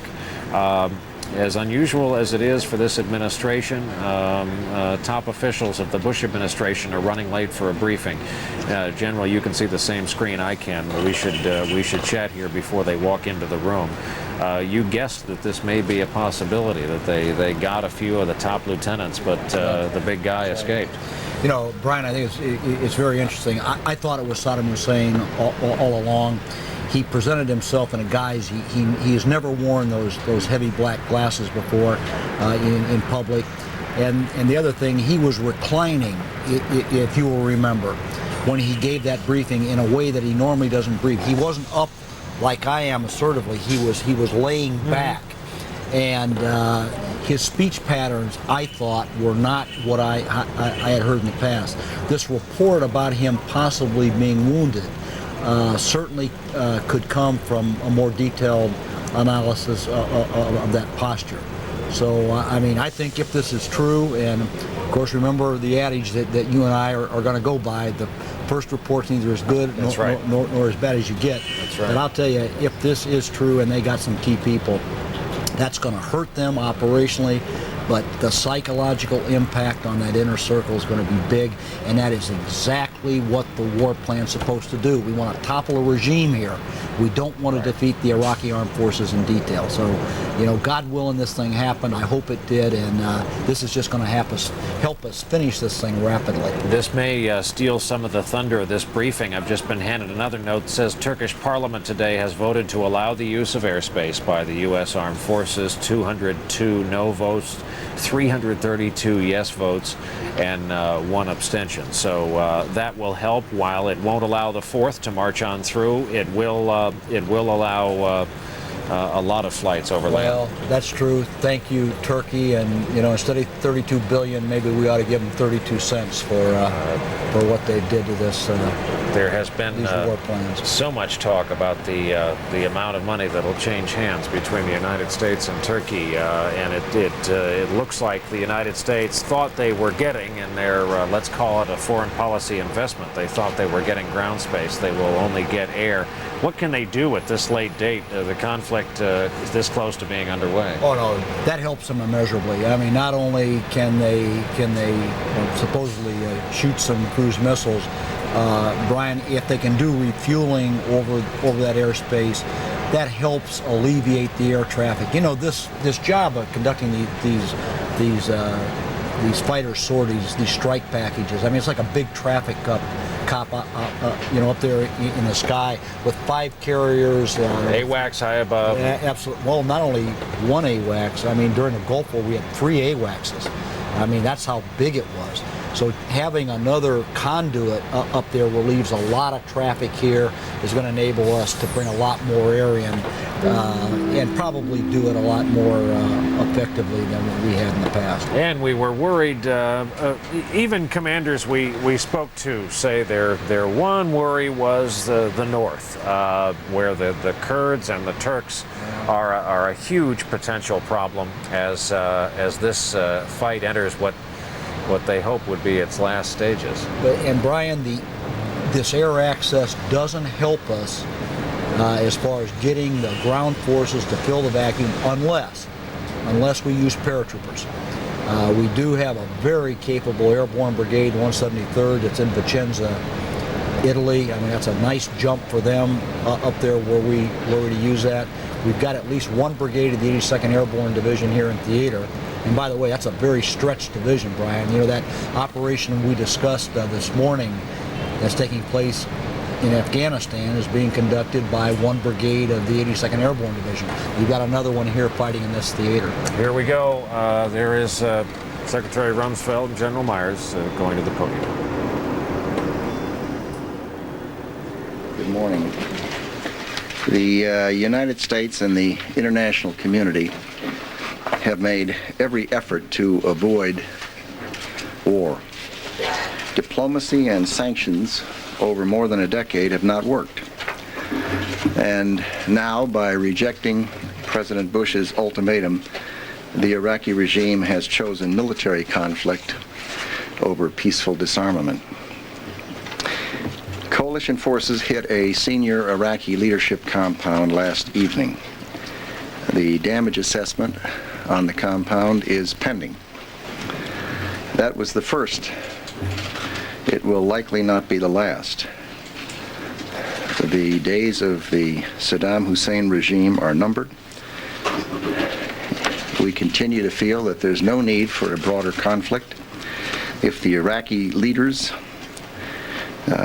act to save themselves and to prevent such further conflict. What will follow will not be a repeat of any other conflict. It will be of a force and scope and scale that has been beyond what has been seen before. The Iraqi soldiers and officers must ask themselves whether they want to die fighting for a doomed regime, or do they want to survive, help the Iraqi people in the liberation of their country, and play a role in a new, free Iraq. If Saddam Hussein or his generals issue orders to use weapons of mass destruction, whether on coalition forces, free Iraqi forces, neighboring countries, or innocent Iraqi civilians, as they have done before, those orders should not be followed. Do not follow orders to destroy dams or flood villages. Do not follow orders to destroy your country's oil, which is the Iraqi people's, and they will need it to rebuild their country when that regime is gone. Following such orders would be to commit crimes against the Iraqi people. See those orders for what they are, the last desperate gasp of a dying regime. Those who follow orders to commit such crimes will be found and they will be punished. War crimes will be prosecuted, and it will be no excuse to say, I was just following orders. Any official involved in such crimes will forfeit hope of amnesty or leniency with respect to past actions. Military units that want to live and act with honor should listen to coalition radio broadcasts to receive instructions as to how you may demonstrate that you do not intend to fight. You will have a place in a free Iraq if you do the right thing. But if you follow Saddam Hussein's orders, you will share his fate. And the choice is yours. To the Iraqi people, let me say that the day of your liberation will soon be at hand. Coalition forces will take every precaution to protect innocent civilians. Once hostilities begin, stay in your homes and listen to coalition radio stations for instructions on what to do to remain safe and out of the line of fire. Iraqi civilians do not go to work. Stay away from military targets and any facilities where Saddam Hussein has moved military assets. Arrangements are being made to care for refugees and displaced persons inside of Iraq. There is no need for Iraqis to flee across their borders into neighboring countries. Listen for instructions on how to get food, water, and medical supplies. Iraq belongs to the Iraqi people. And once Saddam Hussein's regime is removed, we intend to see that functional and political authority is placed in the hands of Iraqis as quickly as is possible. Coalition forces will stay only as long as necessary to finish the job, and not a day longer. Let me say a word about our coalition. Already more than 35 nations have publicly associated themselves with the coalition effort in Iraq. And that does not include a large number of other countries that are helping in very important ways, but some of which prefer to do so privately at this time. As was the case in Afghanistan, our policy is to accept help from countries on a basis that is comfortable to them, and let them characterize how, in fact, they are helping the coalition. As the operation unfolds, the number of countries publicly associating themselves with the coalition is likely to grow, just as it has with Operation Enduring Freedom. The coalition in Iraq includes countries from every part of the world, including a large number of Muslim-majority countries. Some are supporting the effort publicly, others are doing so privately. This is not a war against a people. It is not a war against a country. It is most certainly not a war against a religion. It is a war against a regime. Many countries have committed combat and combat support forces to the effort in Iraq. Others are providing access, basing, overflight, refueling, force protection, and intelligence sharing. Still others have pledged to participate in stability operations and post-Saddam reconstruction efforts. When the situation on the ground permits, the humanitarian activities will go forward promptly.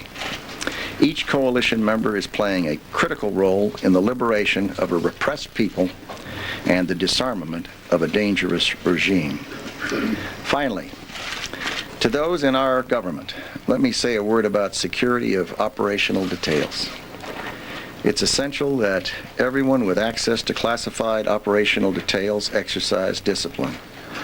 There is no excuse for anyone revealing sensitive information that will almost certainly put the lives of men and women in uniform at risk. At a time when coalition forces are poised for battle, any compromise of classified information that gives the enemy knowledge of the positions of our forces, or the plans, or the timing of future operations can result in the death of coalition service men and women. Don't do it. Let me close by saying that war is the last choice. Let there be no doubt. The American people can take comfort in knowing that their country has done everything humanly possible to avoid war and to secure Iraq's peaceful disarmament. We have the greatest fighting forces on the face of the earth. Our nation is blessed to have so many brave men and women who voluntarily risk their lives to protect our country. As they prepare for battle, the prayers of all Americans are with them and with their families. The coalition against Iraq, called Operation Iraq Freedom, is large and growing. This is not a unilateral action, as is being characterized in the media. Indeed, the coalition in this activity is larger than the coalition that existed during the Gulf War in 1991.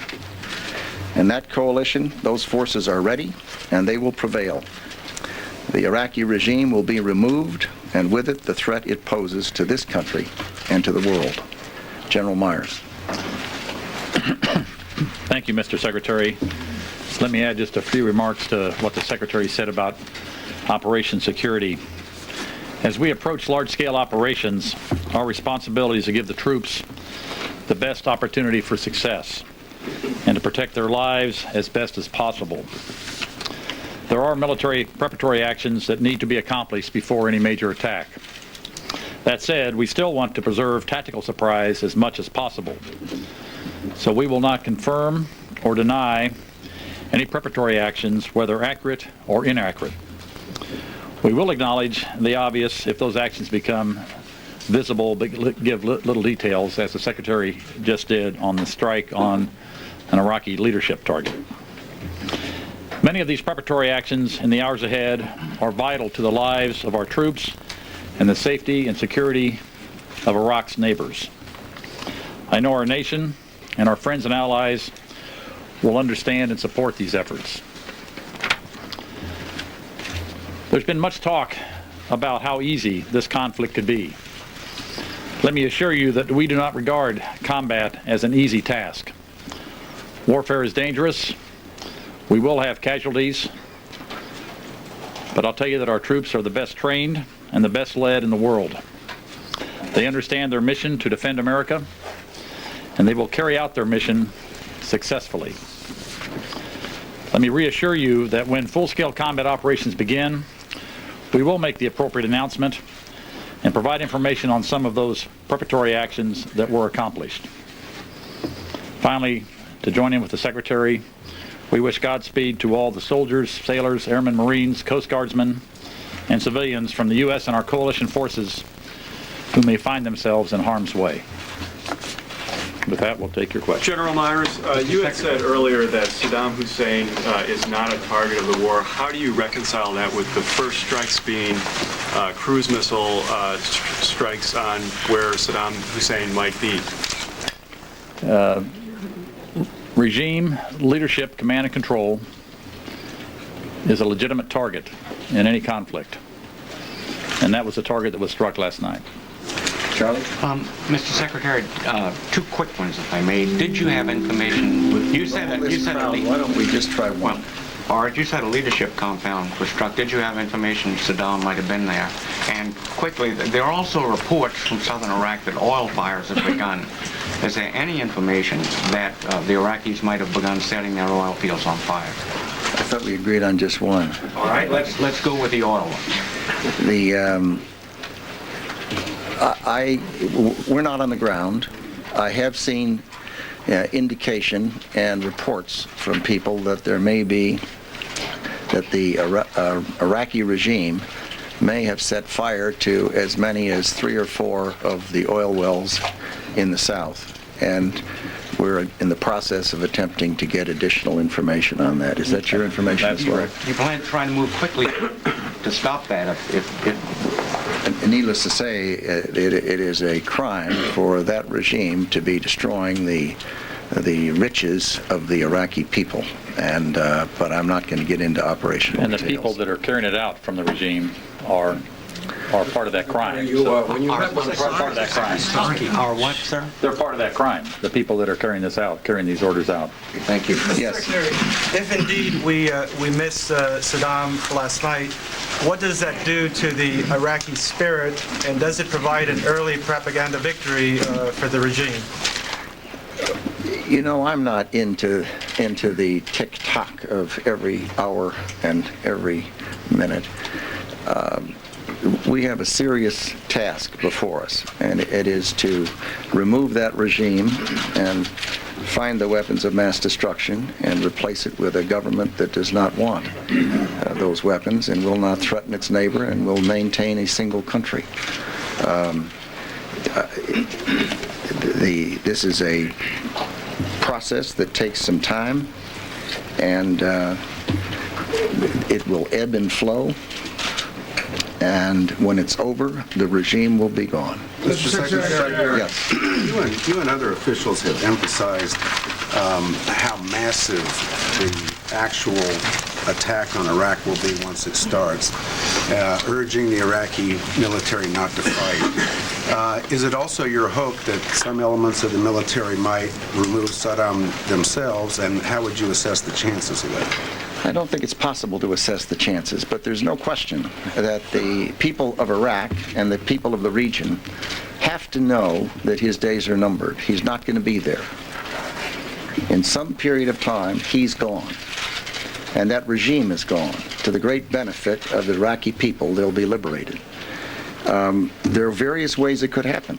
One way is that the people of Iraq close to him could decide that he's no longer of value to the country, which would be the understatement of the morning. He could decide it's time to leave, and he'd prefer to stay alive and find a way to escape. There will be Iraqis that will surrender. There will be Iraqis that offer to help us. There will be Iraqis who offer not only to help us, but to help liberate the country and to free the Iraqi people. The more of them there are, and the greater the chance that the war will be limited and less broad. The fewer there are, the risk that it will be broader and more difficult, take more time, and more lives will be lost. Mr. Secretary, what evidence do you have? What evidence do you have that it's actually working? That there are actually Iraqis who are heeding this call to... We have evidence. And what sort of evidence is that? Good evidence. Yes. Do you have reason to believe that Saddam Hussein was at the compound that was struck last night, or his sons, for that matter? We had what I would characterize as very good intelligence that it was a senior Iraqi leadership compound. We do not know what the battle damage assessment will be when that type of information is available to us. And I'll leave it right there. Pam? Mr. Secretary, at about the same time that this strike began in Iraq, there was a new assault launched in southern Afghanistan involving several thousand troops from the 82nd Airborne. Is that a coincidence, or is that an intentional message to show that this war in Iraq is not taking away any attention from the war against al-Qaeda? Well, I don't know that I'd say there's a connection. It isn't taking anything away from the war against al-Qaeda, and indeed the pressure will be helpful because there have been and are al-Qaeda in that country. It is a separate operation. It is not connected, and would have been coincidence. Mr. Secretary, General Myers. Mr. Secretary, last night could you tell us... We're going to have this question, and then your question, and then that'll be it. Thank you. Mr. Secretary, do you believe, in fact, that the man on the tape that was run on Iraqi TV last night was, in fact, Saddam Hussein? There's debate about that. Have you seen any indication that his son, Uday, has taken control of the country? No. Mr. Secretary, at the White House last night, a senior White House official, after the president spoke, said that the decision to make the strike was made sometime between 6:30 and 7 o'clock Eastern Time. It's apparent that that decision to strike was not in line with what we have been led to believe about the war plan. Was the intelligence you got fragile enough where you felt you had to go at that moment and not start with, say, shock and awe or some other phase of the war? Well, Dick, calibrate me, but the first thing I'd say is I don't believe you have the war plan. A fact which does not make me unhappy.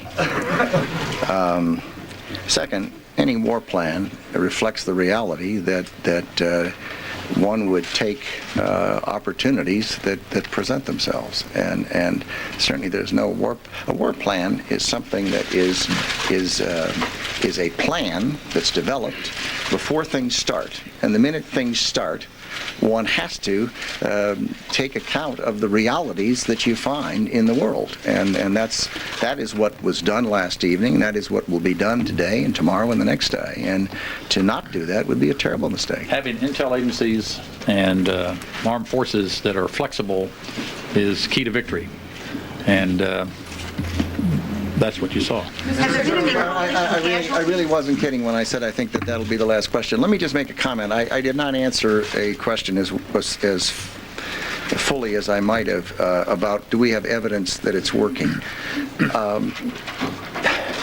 I often try to put myself in other people's shoes and ask myself, in this case, for example, an Iraqi citizen or Iraqi army soldier or an Iraqi officer or even a Special Republican Guard official or even people closer to Saddam Hussein. What they have to be seeing is a good deal of evidence that the Iraqi people want to be liberated. We see a great deal of evidence of that. It's a natural human tendency for people that have been brutally repressed. It manifests itself in a host of ways. We see evidence of military personnel. Some have already surrendered in Kuwait.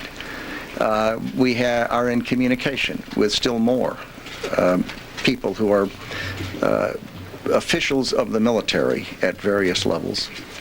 The regular army, the Republican Guard, the Special Republican Guard, who are increasingly aware that it's going to happen, he's going to be gone, and what they are probably doing. I can't do this perfectly, but as I try to put myself in their shoes, they have to be fearful of that regime, because that regime kills people every day to enforce obedience and discipline. So they have to be fearful of the regime. On the other hand, once they are persuaded that that regime is history, it is going, it will not be there. In some reasonably finite period of time, they will be gone. Then their behavior begins to tip and change. And when I said we have good evidence, we have not only good evidence, but we have broad and deep evidence that suggests that there are people going through that decision-making process throughout that country today. And that is a good thing. Thank you very much. Have there been any coalition casualties, sir?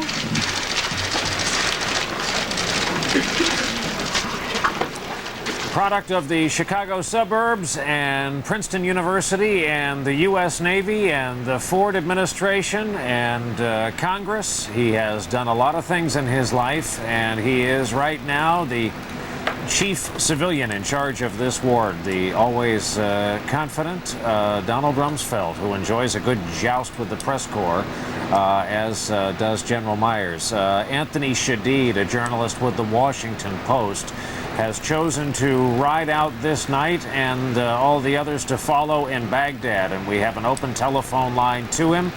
Mr. Shadid, anything out of the ordinary that you see there? We're looking at the city skyline on Nightscope.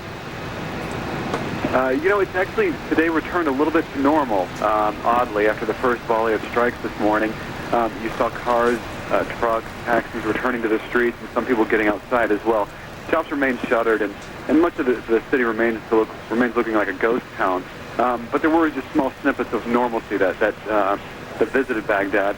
Of course, right now, people have returned to their homes and they're bracing for the worst in the next couple of hours. Do you have minders? Are you on your own, or can't you say? No, we're in pretty good. We're under control. All of the journalists are staying at 3 hotels, and the bulk of them are staying at 1. The information ministry knows where we are, and we're encouraged. Well, we're in fact required to be accompanied by the information ministry anywhere we go in Baghdad right now. Roger, got that. And does the Pentagon, through your bosses, know the location in this day of supremely sharply targeted munitions? We sure hope so. There was one hotel that we deemed too risky, and I think a lot of journalists left there today. The hotel that we're at currently seems to be the safest bet right now. We realize you have other responsibilities, including filing for the Washington Post. It's awfully nice to be able to talk to you, as we hope to when you sense anything out of the ordinary there in Baghdad. For now, we wish you a lot of safety. Anthony Shadid of the Washington Post. George Lewis is in Turkey, where he has been covering this ongoing standoff. And George, I guess now we know why the U.S. didn't up and move everything out of that region. They will now be able to do a lot of business by air from the north to the south.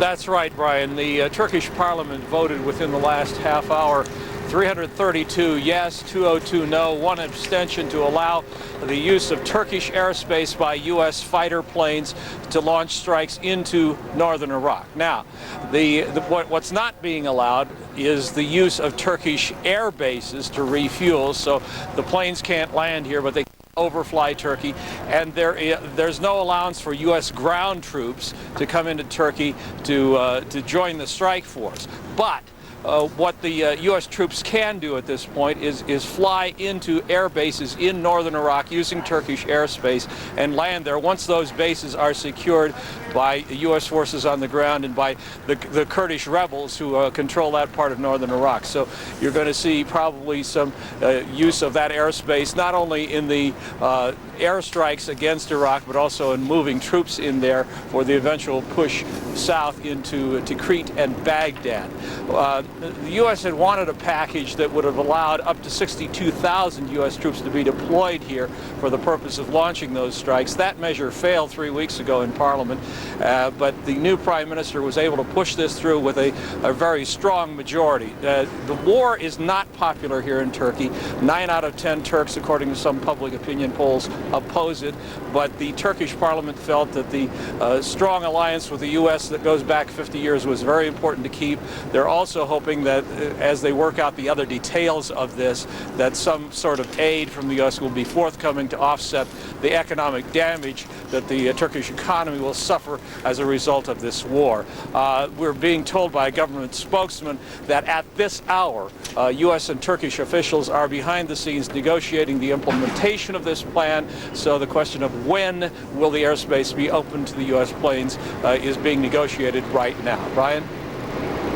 All right, George, you'll likely be seeing some action, I would guess, in the next couple of hours. We'll continue to check in on that night scope picture of Baghdad. A reminder, an occasional car headlight can look a lot like a flash in the distance, and for now we'll assume it's car headlights. We also have at least one other lockdown regular color field camera in Baghdad, and suffice to say we have enough people there and enough contacts, and as you may know, Peter Arnett, who these days is reporting for both National Geographic Explorer and NBC News, we should hope to hear from Peter here before too long, but so far the city of Baghdad is quiet. For that matter, Kuwait City here is quiet. We had a siren sounding and then an all clear a little over an hour ago. It is an eerie feeling right now, in fact, with the border 51 miles north of here as the crow flies.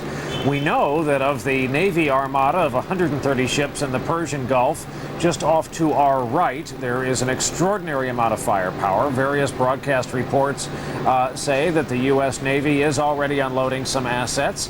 Various reports say there already are firefights and engagements, and that some of the southern oil fields are on fire. So things are in motion here. Notably missing from the Pentagon briefing was any declaration that this operation is underway.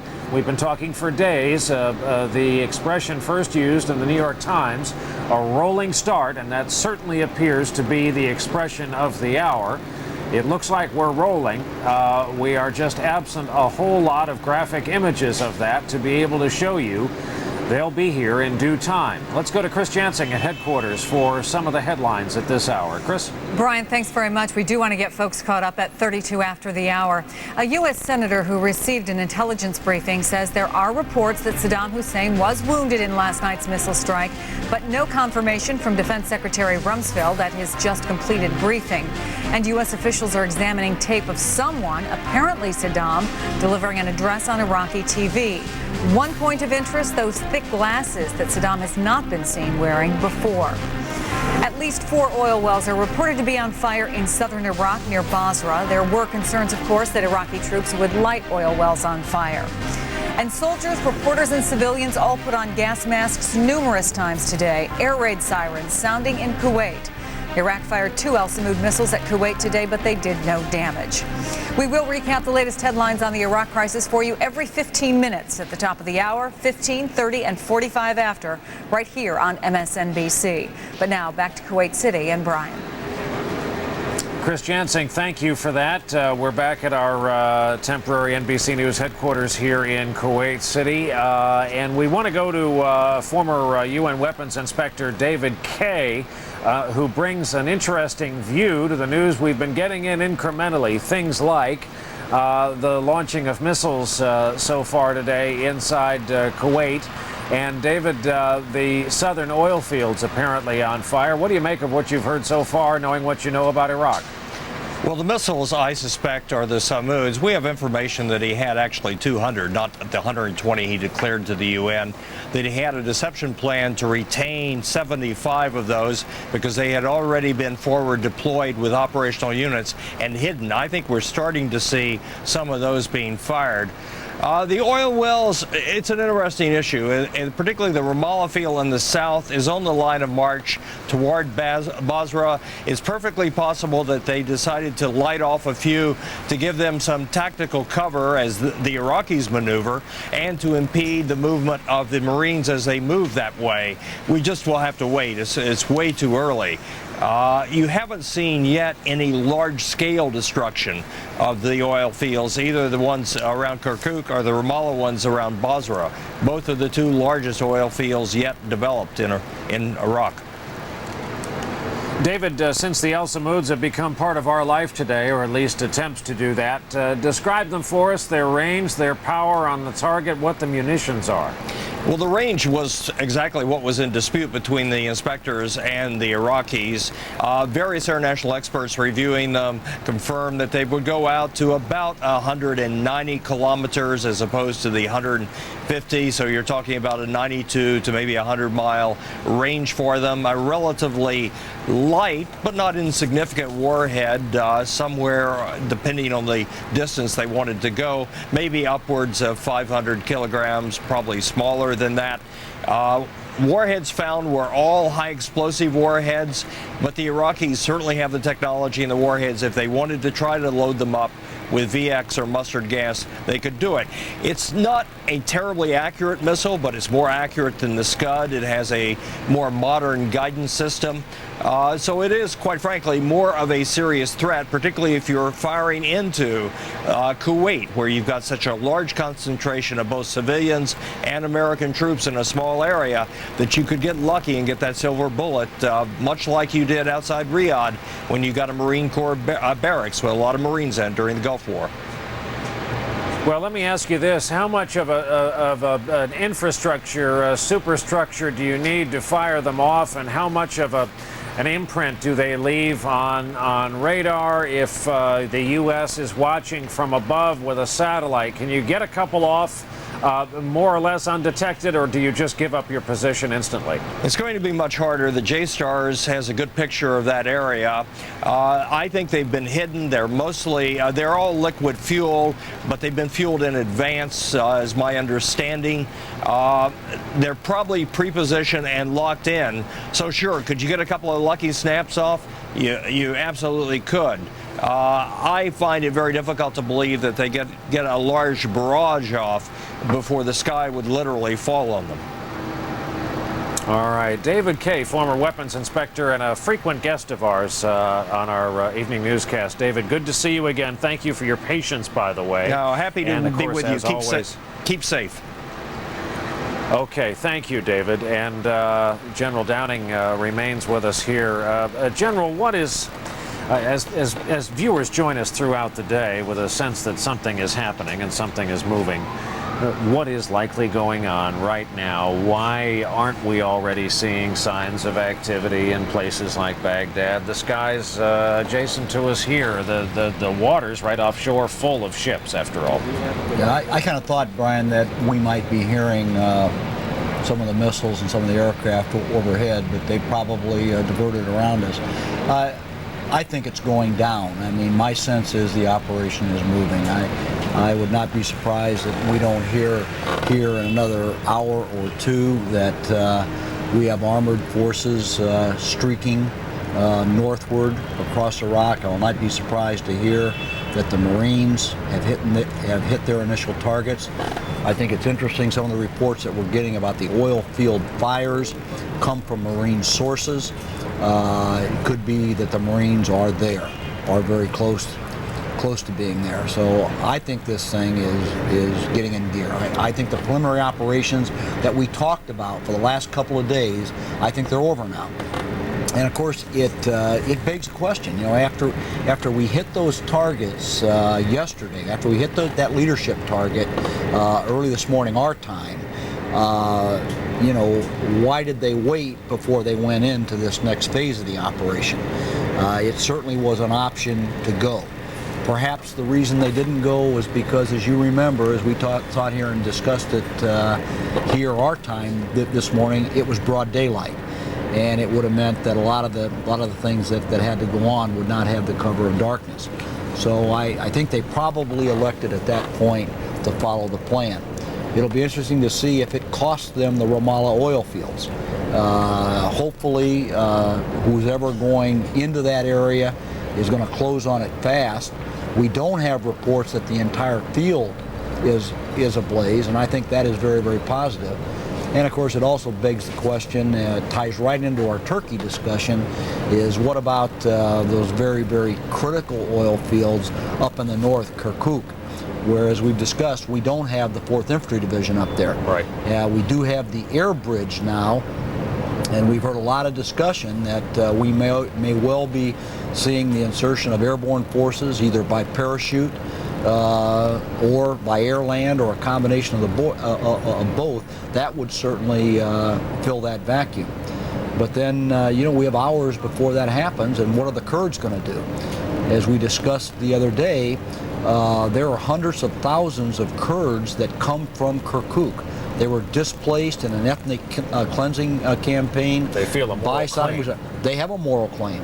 And even though their leaders will tell you that they're not going to reoccupy this, a lot of observers on the scene feel that the Peshmerga, which is their paramilitary force, very good paramilitary force too, by the way, are going to move south, many of them, and go back to their homeland. And so this can create then this problem with the Turks, because that's primarily in Mr. Talabani's zone, the PUK. The KDP, the other Kurdish faction, the larger Kurdish faction, commanded by the Barzani family, they have told the Turks that if they cross that border past a certain line, they will consider that to be an act of war against them. And then you've got a real dust-up going on up there in the north, which would be a real distraction from the heavy lifting that we've got to do with a regime change down in Baghdad, and not only the regime change, but to follow on with Lieutenant General Jay Garner and his guys as they go in with this reconstruction effort. So, you know, we got some interesting threads to be following here over the next several days. Not the least of which to mention, as all this goes on, what happens worldwide now? Is this going to be the signal for Al-Qaeda, the Al-Qaeda sympathizers, other terrorist groups, the freelancers that we've been talking about? Do they now come out of the woodwork and start attacking targets in the United States? And, in my mind, perhaps even more of a threat, Americans, our friends, and our business interests overseas. And, you know, there are, you know, 5, 6, 7 countries which we are very worried about. Yeah, that deserve very close watching, and sadly, that's going to be a lot of our conversation coming up in the hours after we know that the military operation, let's hope, is on a stable ground. We want to check in with NBC News correspondent Dan Lothian, who is at Camp Pendleton in California, the home of the proud 1st Marine Expeditionary Group, which I guess, as you just heard the general say, could already be making contact and making progress. Dan? That's right, Brian. Most of the 35,000 Marines who do call this base home are over there in the Persian Gulf region. No doubt some of those ground combat troops playing a key role in this war in Iraq. Now, last night when the bombs started dropping over Baghdad, we were here as some of the Marines were returning back to the base. Some of them were emotional, concerned about their friends and their family members who might now be in harm's way now that the war has officially gotten underway. Others, of course, were expressing to us that they would very much like to be right in the middle of the action. I've been in for a while, and anytime something like this happens, you feel like you should be over there. A few minutes ago, I was talking to one of the officials on the base. I was trying to gauge the feeling and the mood on the base now that the war has started. And he told me that everyone still continues to be very focused on their job. There still continues to be some training here. There's some support missions taking place from here for those who are already out on the battlefield. And they said pretty much the only thing that has changed is that people now are keeping an ear to the radio or watching the television sets so they can follow the war. Brian? Dan, the guys who aren't at the front, knowing anything about U.S. Marine Corps training, and the interview snippet you ran touched on this, they want to be where the action is. Of course, the follow-on force that will be needed after this, the pejorative is occupation force, they may get their chance to see another country. Oh, that is correct. In fact, yesterday when I was talking to an official on the base, he told me that there will be additional deployments from this base, perhaps even some who are going right into the middle of the action, or those who will be doing that mop-up or that occupation duty. But yes, certainly, as that chief or that captain mentioned earlier, they all train for this day. They train for a real scenario. And those who have had a chance to go are there now on the battlefield. Those who are here are keeping them in their prayers and wishing that they too could be part of that action.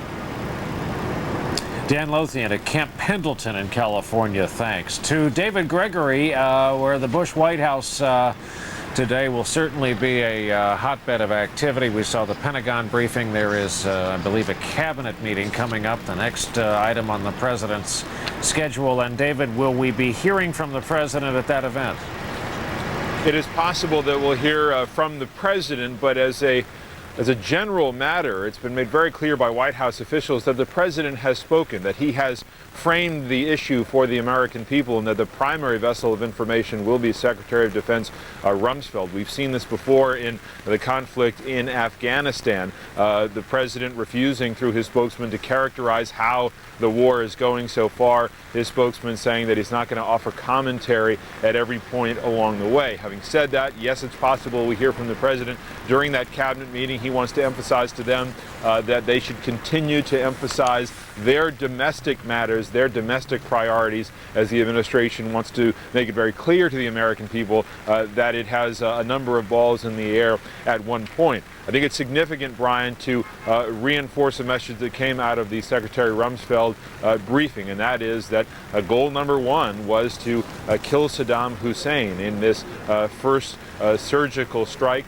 Secretary Rumsfeld indicating that there is not an adequate assessment yet to determine what members of senior Iraqi leadership may have been the target of that initial strike, only that they had good intelligence leading them to that conclusion. There is an image, a still picture released, a first picture out of the White House this morning of the president conferring with CIA Director George Tenet. You see it there over the president's shoulder, his chief of staff, Andy Card, and of course opposite the president is the vice president, Dick Cheney. So this meeting going on, an intelligence briefing is something the president gets every day, as you know, Brian, and he will be meeting throughout the day with his war council. On the day of first operations, of first go, there were 3 such war planning meetings. So this is a White House that is very much engaged, even if we don't see the president throughout the day very often.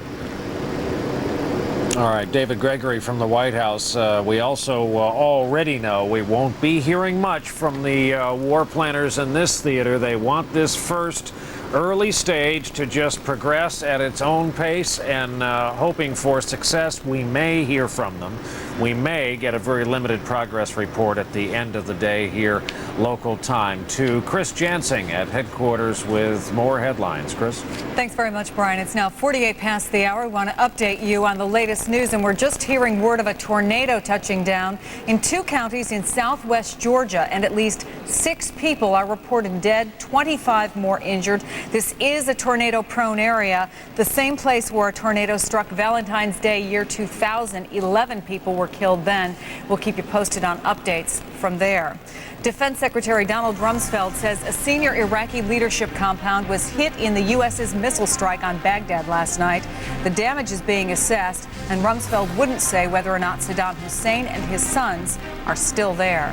However, MSNBC has learned that a key senator, recently briefed by the CIA, says there are reports Saddam was wounded last night and some of the top military leadership were killed. A senior U.S. official tells MSNBC there's only a very slim chance that the person seen on Iraqi TV last night was not Saddam Hussein. U.S. defense and military officials confirm there are as many as 4 oil fires burning in southern Iraq. The fires were presumably set by the Iraqis, although that is still unclear. The fields are reportedly burning in an area where the Iraqis recently leaked oil from a pipeline, causing about a mile-long slick. We will recap the latest headlines on the Iraq crisis for you every 15 minutes at the top of the hour, 15, 30, and 45 after, right here on MSNBC. Now back to Brian. Chris Jansing, thanks. And let us check in with CENTCOM, Central Command headquarters to the south of here in Doha, and correspondent Rob Morrison. Rob? Well, Brian, after listening to the Secretary of Defense's briefing, and he was talking about something that Chris Jansing was just talking about, and those are the indication that 3 or 4 oil wells are now burning in southern Iraq. I went to a military official here and tried to get some information about that. Of course, there's no information right now on that specific instance of those 3 or 4 wells burning in southern Iraq right now, because like General Myers was talking about, operational security, they just really can't talk about anything that is going on the ground right now. Plus, as the Secretary of Defense pointed out, there aren't any troops on the ground right now, so they just don't have the best information. But this military official I was speaking to gave me some background information on this, and if you will just allow me to read for a moment, he handed me this background briefing that comes from the Department of Defense. It comes from a senior military official. And what it says here is that by Saddam lighting these oil wells on fire, it is not a militarily significant act. In other words, destroying those fields will not cause coalition military forces any great difficulty in achieving their military objectives. It will have a lasting effect on the people in this nation, but we can continue, should there be a decision for military operations, which we know there is, to meet our tasking without or with very little impact from the burning oil fields. He also was telling me that the military has known about this threat for some time and that they are prepared to go in and stop these fires as soon as they can get boots on the ground and as soon as they can go in there and address these issues. How they would go about doing that, again, it comes down to operational security. They couldn't talk specifically how the military would go in and take care of that problem. Also, this military official telling me that this would be considered an act of economic terrorism and environmental terrorism. The economic terrorism because they have high hopes for rebuilding Iraq, and the oil, of course, would play a big role in that. And the environmental terrorism, Brian, is obvious. There are 1,500 wellheads in Iraq, 1,000 of them in the south. and 500 of them in the north. That's just a little bit of background information on what could become a problem in Iraq, the burning oil fields. Back to you. All right, Rob Morrison, thanks. And as a meteorological matter, the winds in that region blowing west to east, the opposite would be much more detrimental to U.S. troops. So it is an issue we will watch, and Iraq has, as we know before, used these oil fields to kind of military and ecological terrorism.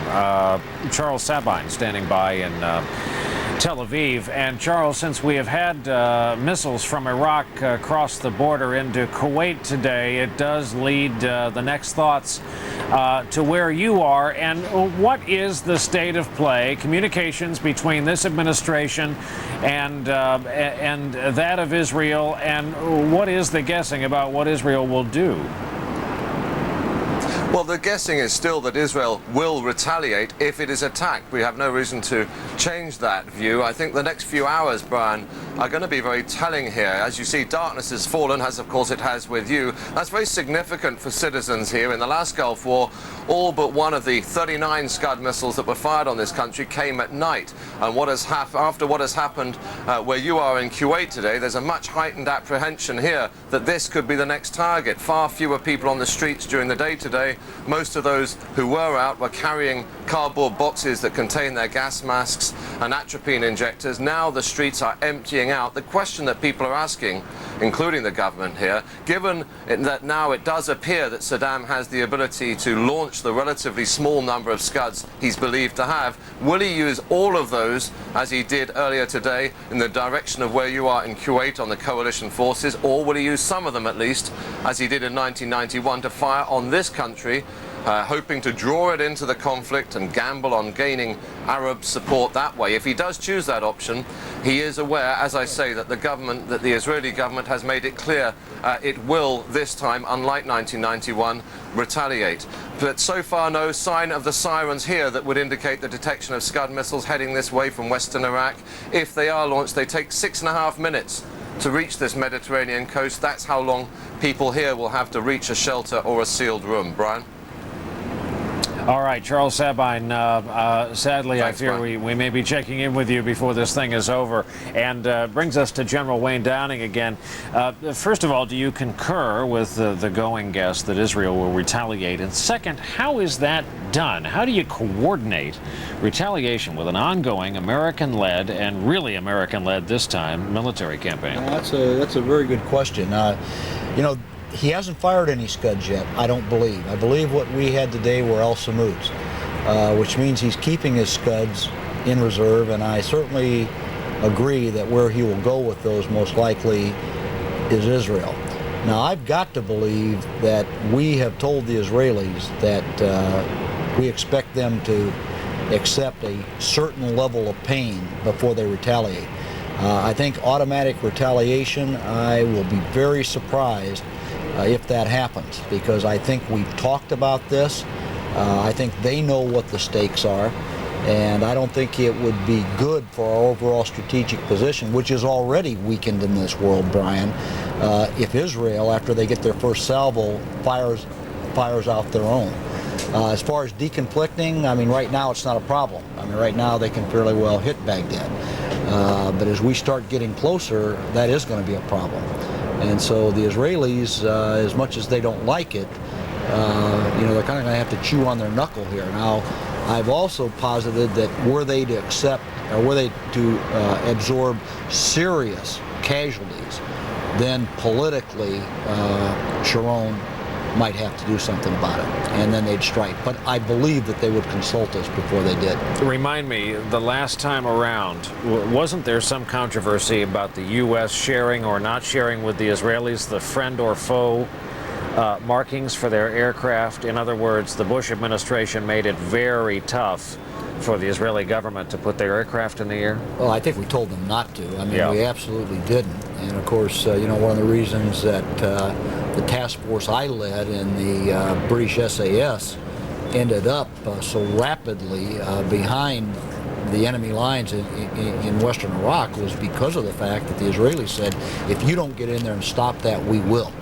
And so, I mean, the marching orders that we received were get in there and get in there damn fast. And as you know, the initial British patrols suffered heavy casualties because, I mean, they literally had to pick up and go. In fact, this book, Bravo 20, kind of infamous book in the eyes of the SAS, really paints that picture. But they had no choice, Brian. They had to go in, they had to stop, and of course they shared their lessons with us so that we did not make many of the same mistakes that they made. But you know, these Scud missiles, as we pointed out, these are a strategic weapon that he can use and can really complicate this entire situation, especially this political business. Of course, back then we had a coalition. Right. I mean, we had a large coalition and a very large Islamic coalition to include, you know, if you think back to it, we had a Syrian armored division. Can you believe that? A Syrian armored division.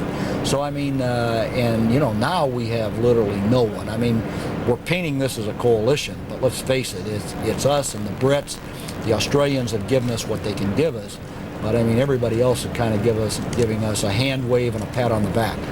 Okay, I'll alert our guys in the control room to get the Scud graphics ready, because I want to return to that subject. They may well be a subject we end up talking about before this night is over, and the term is 12 years old in the American consciousness, but we'll have a refresher. I want to first deal with the question of European support. Speaking of the lack of a coalition this time around, and some people have said we may be redrawing the NATO alliance, redrawing the map of the world. The EU meeting right now in Brussels, and NBC News correspondent Shelley Smith can update us on that. Shelley? Well, Brian, in about 30 minutes, European leaders will begin arriving here in Brussels for a summit of the European Union, and all eyes will be on British Prime Minister Tony Blair and French President Jacques Chirac. This will be the first time the two have met face-to-face since France threatened to veto that second UN resolution. Just after the bombing began this morning, the European Parliament called an emergency session, and the Foreign Minister of Greece said there can be no doubt that the EU is going through a significant crisis. The European Union has been unable to form a common foreign policy on Iraq, and countries are blaming each other for the breakdown in the diplomatic efforts. Diplomats here say that this is the greatest foreign policy split in the history of the EU. Now, Britain, Spain, and Italy are siding with the United States. Today, British Defense Secretary Jeff Hoon warned that this war may not be quick. He said that British troops have been put on high alert. The Brits have dedicated 40,000 troops to this effort. Later, Foreign Secretary Jack Straw from Britain had this to say about the EU's role in this conflict. The summit will also be nominated by Iraq. And what we shall be arguing for is for the European community to come together and recognise that we have a common agenda working for the humanitarian relief of Iraq and its reconstruction. In France, the National Assembly suspended its session in protest to the war. They have called the attack illegitimate and dangerous, and they urged countries in the region to show restraint so that tensions do not escalate. Germany, which also sided with France, said they were dismayed about news of the war, and they hope that it will end quickly. They have already offered humanitarian aid to the Iraqi people, and although they are opposed to the war, they said they would continue to allow U.S. forces to use German bases and airspace. And it appears that European leaders will try to focus on the future of Iraq. It looks as if they've decided that, you know, we can't come to a consensus on a foreign policy regarding Iraq, but let's try to focus on humanitarian aid. And several packages will be offered tonight. The European Commission has offered a $100 million relief package. Jack Straw said that Britain has committed $31 million and he's offering another $70 million. So I think the focus will be on the future. What is the future for Iraq? Brian? Shelley Smith in Brussels, where again the EU leaders, ministers begin arriving very shortly, and she'll be covering that. Thanks. We have just entered the noon hour on the east coast of the United States. That would make it just after 8 p.m. here in Kuwait City. You've been looking at a series of live pictures from Baghdad, Iraq. No activity. The skies are calm. The streets are even more calm there this evening. The city just to our north. We have reason to believe that various elements of this military operation are moving and have been for some time.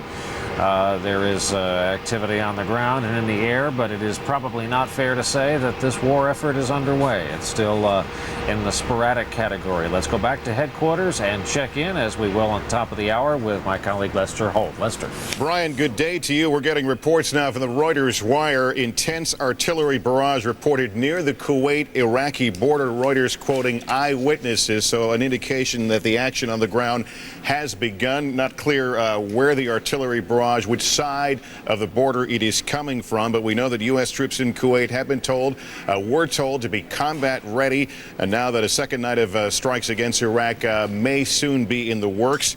In Kuwait, Brian's been reporting air raid sirens have come on and off. At least 3 missiles were fired at that country. This follows strikes against Baghdad Thursday morning, Gulf time, where Iraqi leadership were targeted. This coming after the CIA received intelligence reports as to their possible whereabouts. Now, orange flames can be seen close to Basra in Iraq. Saddam Hussein's troops reportedly set fire, or did set fire to wells in Kuwait during the 1991 Gulf War. At a briefing a short time ago, Defense Secretary Donald Rumsfeld said there are reports that 3 to 4 wells could be on fire, and he told the people of Iraq their day of liberation is near. We'll be recapping the very latest headlines regarding the Iraq war for you every 15 minutes at the top of the hour, 15 after, 30 after, and 45 minutes after the hour right here on MSNBC. Brian, for now, let's send it back to you. Lester, thanks. And as Lester reported, and we've been dealing with sporadic reports here coming in from various eyewitnesses and broadcast reports that, depending on your vantage point, there are firefights going on in just the opening stages over the berm and into the southern portion of Iraq. And we do not intend to give away units in their positions unless and until it is painfully obvious and the Pentagon allows the journalists who are embedded with those units to broadcast from those positions. There is still, and we're going to remind folks of this frequently over the next several hours, there is still a battle plan here. This is not a cakewalk. This is hostile territory. There could be hostile civilians. We know there are hostile fighting forces, some of them better trained and better equipped than others. But again, reports of firefights, especially one involving the U.S. Marines, and especially one involving at least one artillery brigade.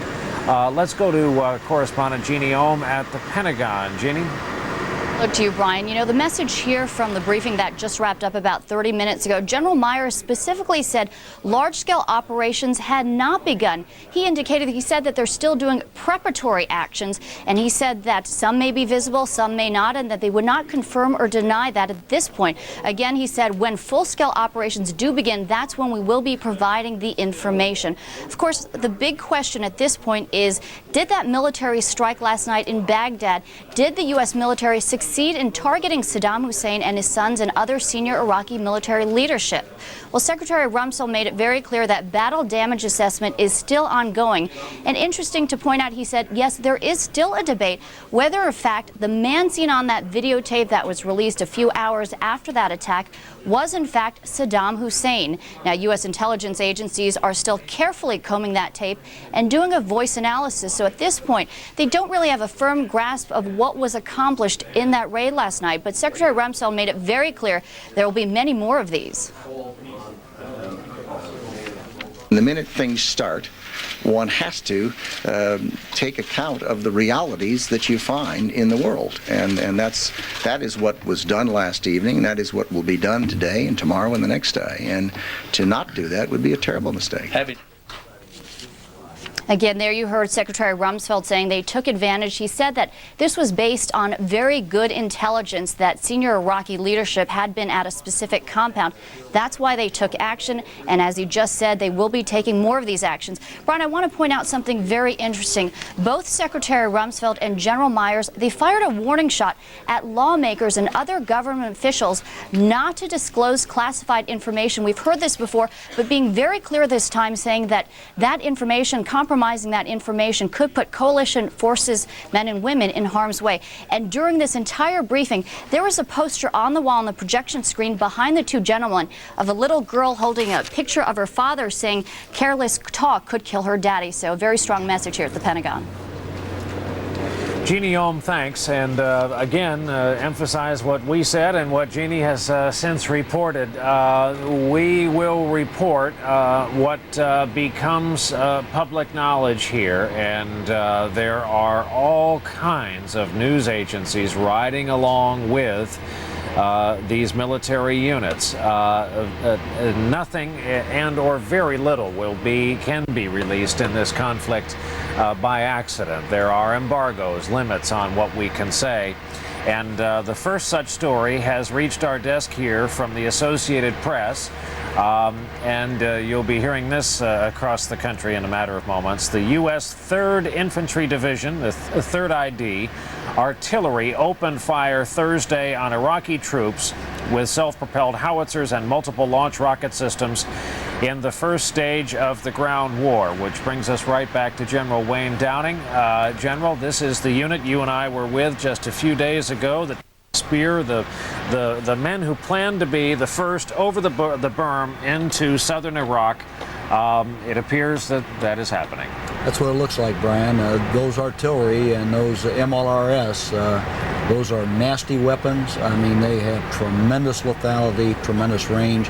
I think what you're seeing here is that they're taking out all Iraqi indirect and direct fire on that international border, on that anti-tank ditch, that berm.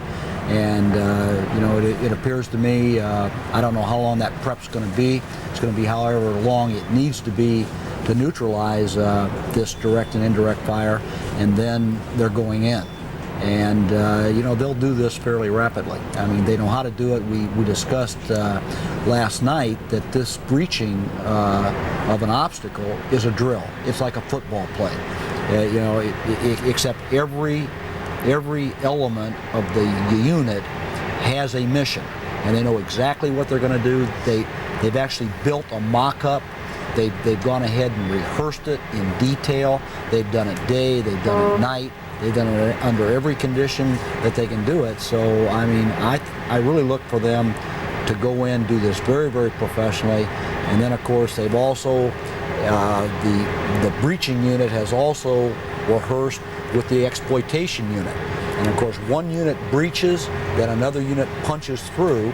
And you and I saw those right. Abrams tanks and those Bradleys, and we talked to one of the brigade commanders telling us that they can make, in that open desert, 50, 60 miles an hour. The reason they can't go any faster is because nobody else can keep up with them. So they've kind of got to limit themselves to a train where they can keep everybody else moving. And bears repeating, the troops they will encounter first are not Iraqi frontline troops. While they may be in the front line, we don't mean that as an expression. These, I heard one commander say he almost feels sorry for the Iraqis they will encounter. These are young conscripts, poorly equipped, poorly trained. Because Saddam Hussein, Brian, doubts the loyalty of these units, he's given them minimal equipment, minimal gasoline, spare parts, ammunition, because he's afraid that they'll turn on him. And so they've got these forces out there. They have seen, in turn, the elite Iraqi forces, the Republican Guards, pull back. And I look for the Republican Guards to strong point a couple of the major cities en route to Baghdad. But these poor people, their commanders, are out there on their own, seeing how this army worked before. I will bet you that these conscripts are out there by themselves. They have no leadership. Yeah. Many of their officers are back 15 or 20 kilometers in a relatively safe area. I mean, what are they going to do? It'll be awful to watch. Sure. I mean, not only it'll be awful to watch, of course they're going to surrender.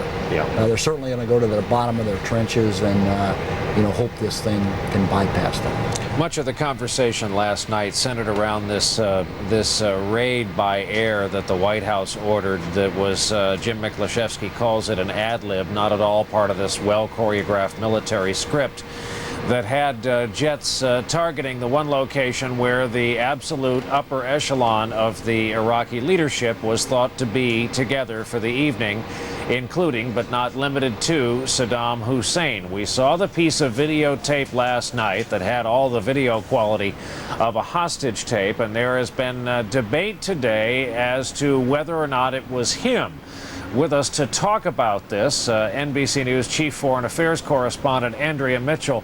And Andrea, aside from the fact that the Iraqi leader is seen wearing a pair of oversized glass frames that are not familiar to a lot of Westerners, in simple conversation with the general, I found it hard to believe that a body double would be used on a piece of videotape that was shot in such an intimate fashion and could be frozen, replayed, and examined so closely. It seemed to defy reason.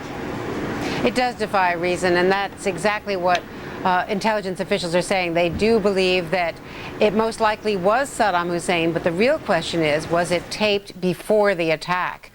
Does his appearance last night necessarily mean that he survived the attack? They think it's still possible that they got him.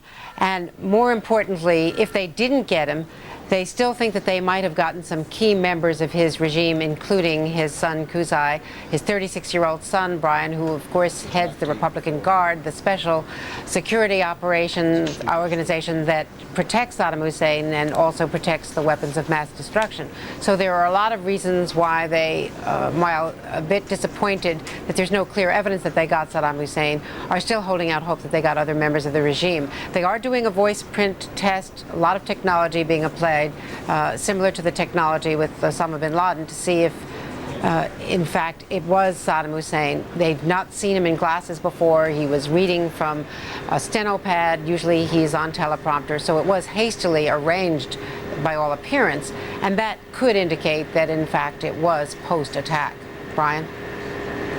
Andrea Mitchell in our Washington bureau, who will continue to cover various aspects of this story, and more elements coming in now, and it appears that here we are, 12:14 Eastern Time on the 20th day, and it looks like it can safely be said the U.S. ground war is underway under the auspices of the Third ID. NBC News correspondent Chip Reed with us by telephone. Chip, what are you experiencing at your location?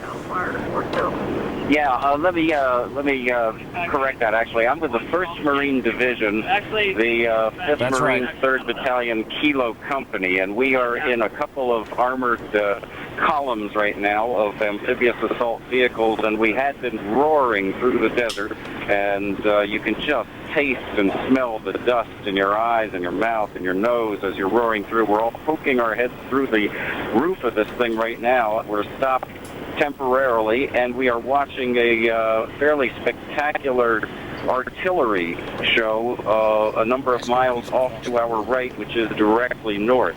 Now, they believe at this point that this is friendly artillery. They believe, not with total certainty, but they believe that this is U.S. artillery shooting at the Iraqis, and that, of course, would be for the purpose of softening up any enemy positions before the ground forces get there.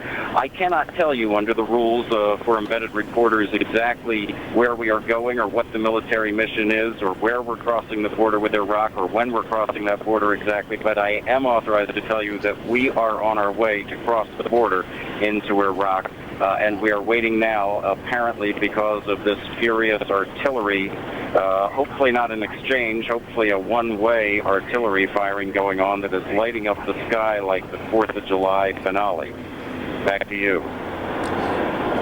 Chip, based on, again, anyone can read the diagrams in Time magazine and know where your division was supposed to be. It sure sounds like you're looking over at the 3rd Infantry, and their opening salvo at Iraqi forces. Chip, you can tell us what you can tell us and when. We will open up the lines of communication whenever you can talk.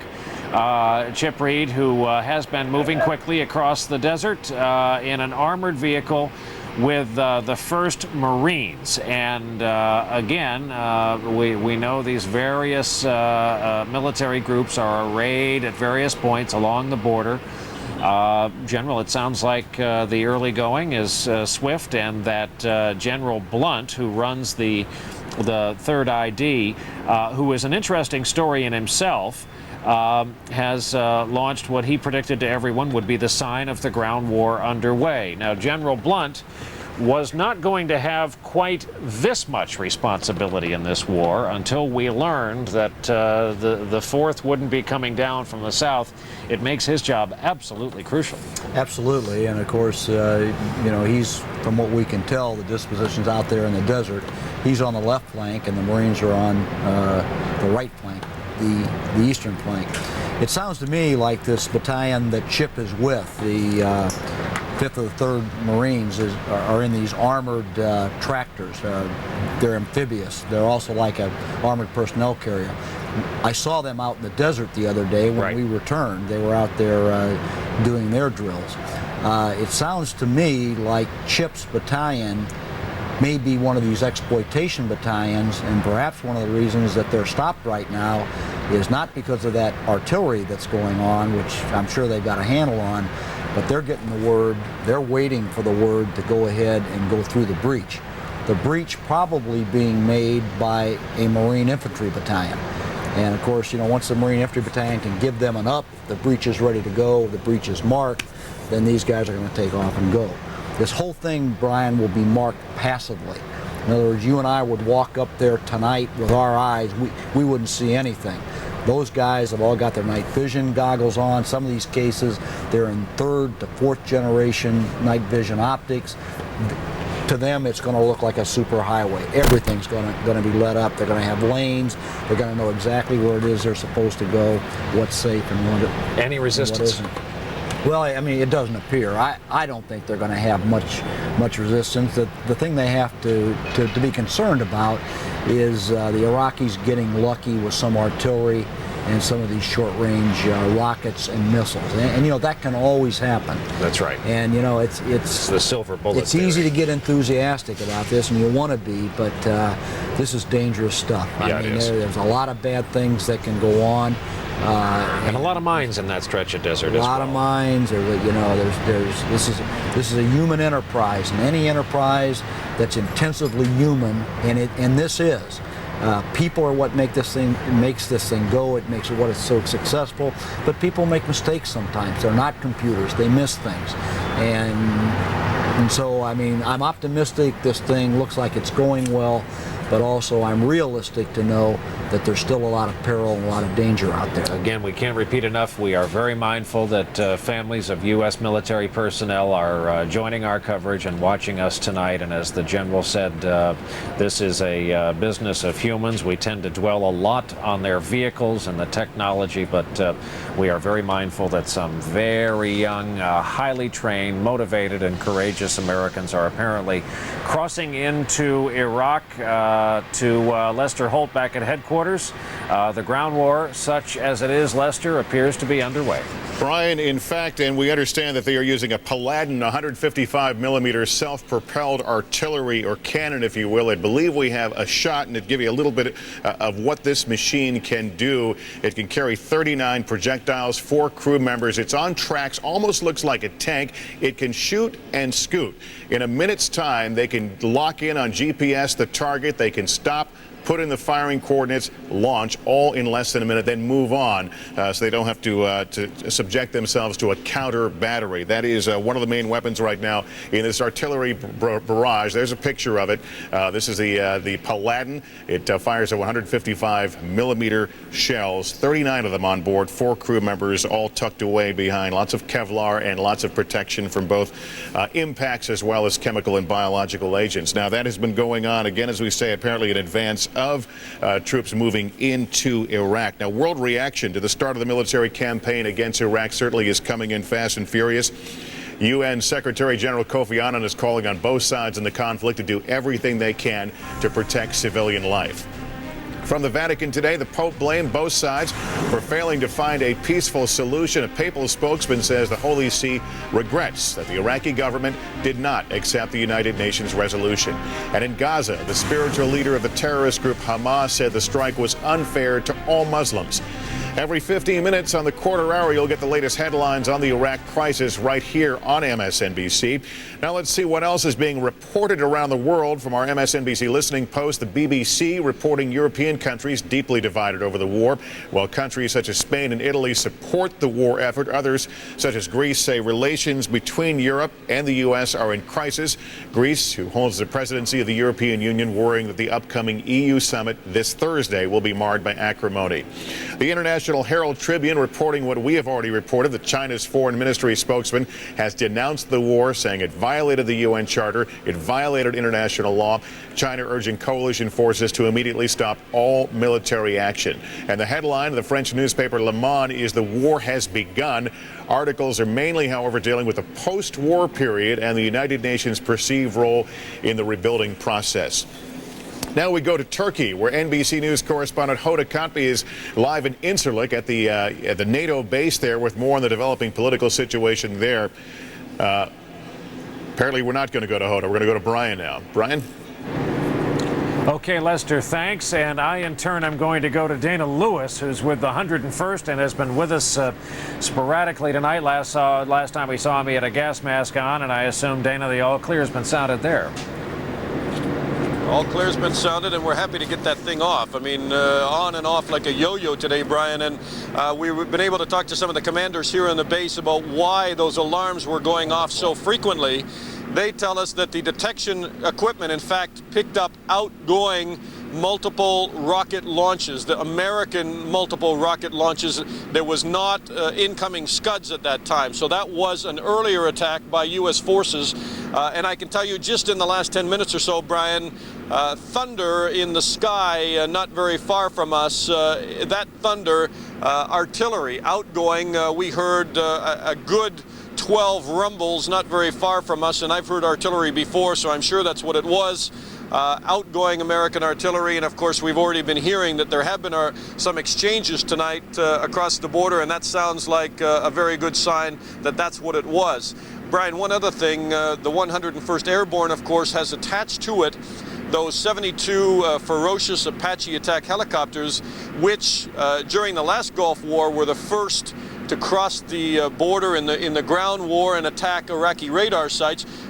This time those radar sites are still a target, and I have very little doubt that tonight we will hear later on that Apaches had been airborne and that they had probably gone after some of those Iraqi radar sites, trying to clear the skies for missions off in the future. Brian?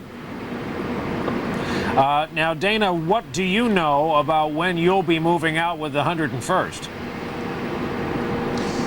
Well, we're under strict orders not to say when we're moving or where we're moving, but I can tell you that they're not going to be moving right away because at least one brigade of some 5,000 soldiers has only been receiving equipment today. I mean, that ship from Florida just arrived in port yesterday, Brian. They've been offloading Humvees and transports and fuel trucks. They are now moving convoys, even as we speak, even at night, into this area. So now the 101st, within the next 24 hours, will really be set to move. Now, they tell us that there are battle plans which tell them when they'll move, and some of that movement in the initial stage is very slow. But if the battle shifts very dramatically on the battlefield within Iraq, as you know, this unit has Black Hawk helicopters. They move by night, they attack from air, they move infantry in those Black Hawk helicopters, so some of the missions could be moved up. And so we've been put on standby because we will move with them when they fly in to wherever they need to go. And we've been told that don't count on staying here very long, that it could happen anytime. All right, Dana, I know you're operating by a set of rules. I thought I'd try and gently probe the subject anyway. Dana Lewis with the 101st Airborne, where they, at their location, undisclosed right now, are hearing the 1st Artillery. And let's show you the White House briefing room where they are gathering for the briefing with Ari Fleischer. Just because the White House doesn't take a lot of questions when times are sensitive, frankly, a lot of us doubted this would happen on schedule today, but it apparently is going to, as the press are gathered. The next event at the White House will be the cabinet meeting with the president a little after 2 p.m. Eastern Time. And let me read you this. This is by the New York Times Online. They put the first U.S. combat with Iraq, and this is dramatic as a conflict like this gets, at 3:57 p.m. local time. Kuwait, March 20th. This is the work of some veterans at the Times, John Kiffner and David Sanger. The first reported combat engagement of the United States war with Iraq occurred at 3:57 p.m. local time today, when a patrol of light armored vehicles from the Marine 1st Division encountered 2 Iraqi armored personnel carriers south of the border with Iraq. The armored vehicles, called LAV-25s, engaged and destroyed the armored personnel carriers using 25mm chain guns. That's a type of machine gun, and tow-guided missiles. Earlier, it goes on to report Iraq fired 4 missiles toward American military bases in Kuwait, a Patriot battery, and this is the official results of what we saw and heard here today that caused us to put our gas masks on briefly. A Patriot battery shot down 2 and another landed in the desert as air sirens rang out and the American troops climbed into protective suits and put on gas masks. So the ground war is underway, and after the breach that General Downing was talking about, they will then pick up speed. And it's from that point on, General, that we really can't anticipate the level of resistance, what they'll encounter. And tell me about those who will undoubtedly give up, some of them, with their units. Are there follow-on units that come behind the rip-roaring Bradleys and tanks in the front, and whose job it is to plastic tag the prisoners? What happens? Yeah, Brian, that's most likely is what's going to happen. These armor columns are not going to stop. They'll get them disarmed. They'll tell them to put their weapons in a pile. They'll put them off to the side. They'll give the GPS coordinates to the trailing units that are going to take care of them. But basically, they're not a threat to them. Their big thing, especially these initial units, these have strategic objectives. There are places that they've got to get to that are key to this Iraqi regime remaining in power. So they're not going to be doing tactical things. I really look for them to be doing strategic things. Primarily the 3rd Infantry Division. The Marines have their own tasks over here on the eastern flank, which are going to be very, very important. And I don't look for the Marines to get bogged down early in any kind of a big urban fight. I really think they've got strategic things they have to do, and you're going to see the Marines move very, very quickly. The Marines, of course, very versatile force. You not only have, it's an air, land, sea team, and they're not SEALs. They're Marines. That's right. But, they have close air support. They've got this ground component. They've got the Marine Air Wing. They've got Harriers Marines, from the carrier. Harriers, very, very sophisticated Cobra helicopters, and then they've got people on ship. They've got helicopters. So, I mean, the Marines can come at you from a variety of different ways. So I look for the Marines to do some very, very interesting things in this operation. We've got a 2-minute warning.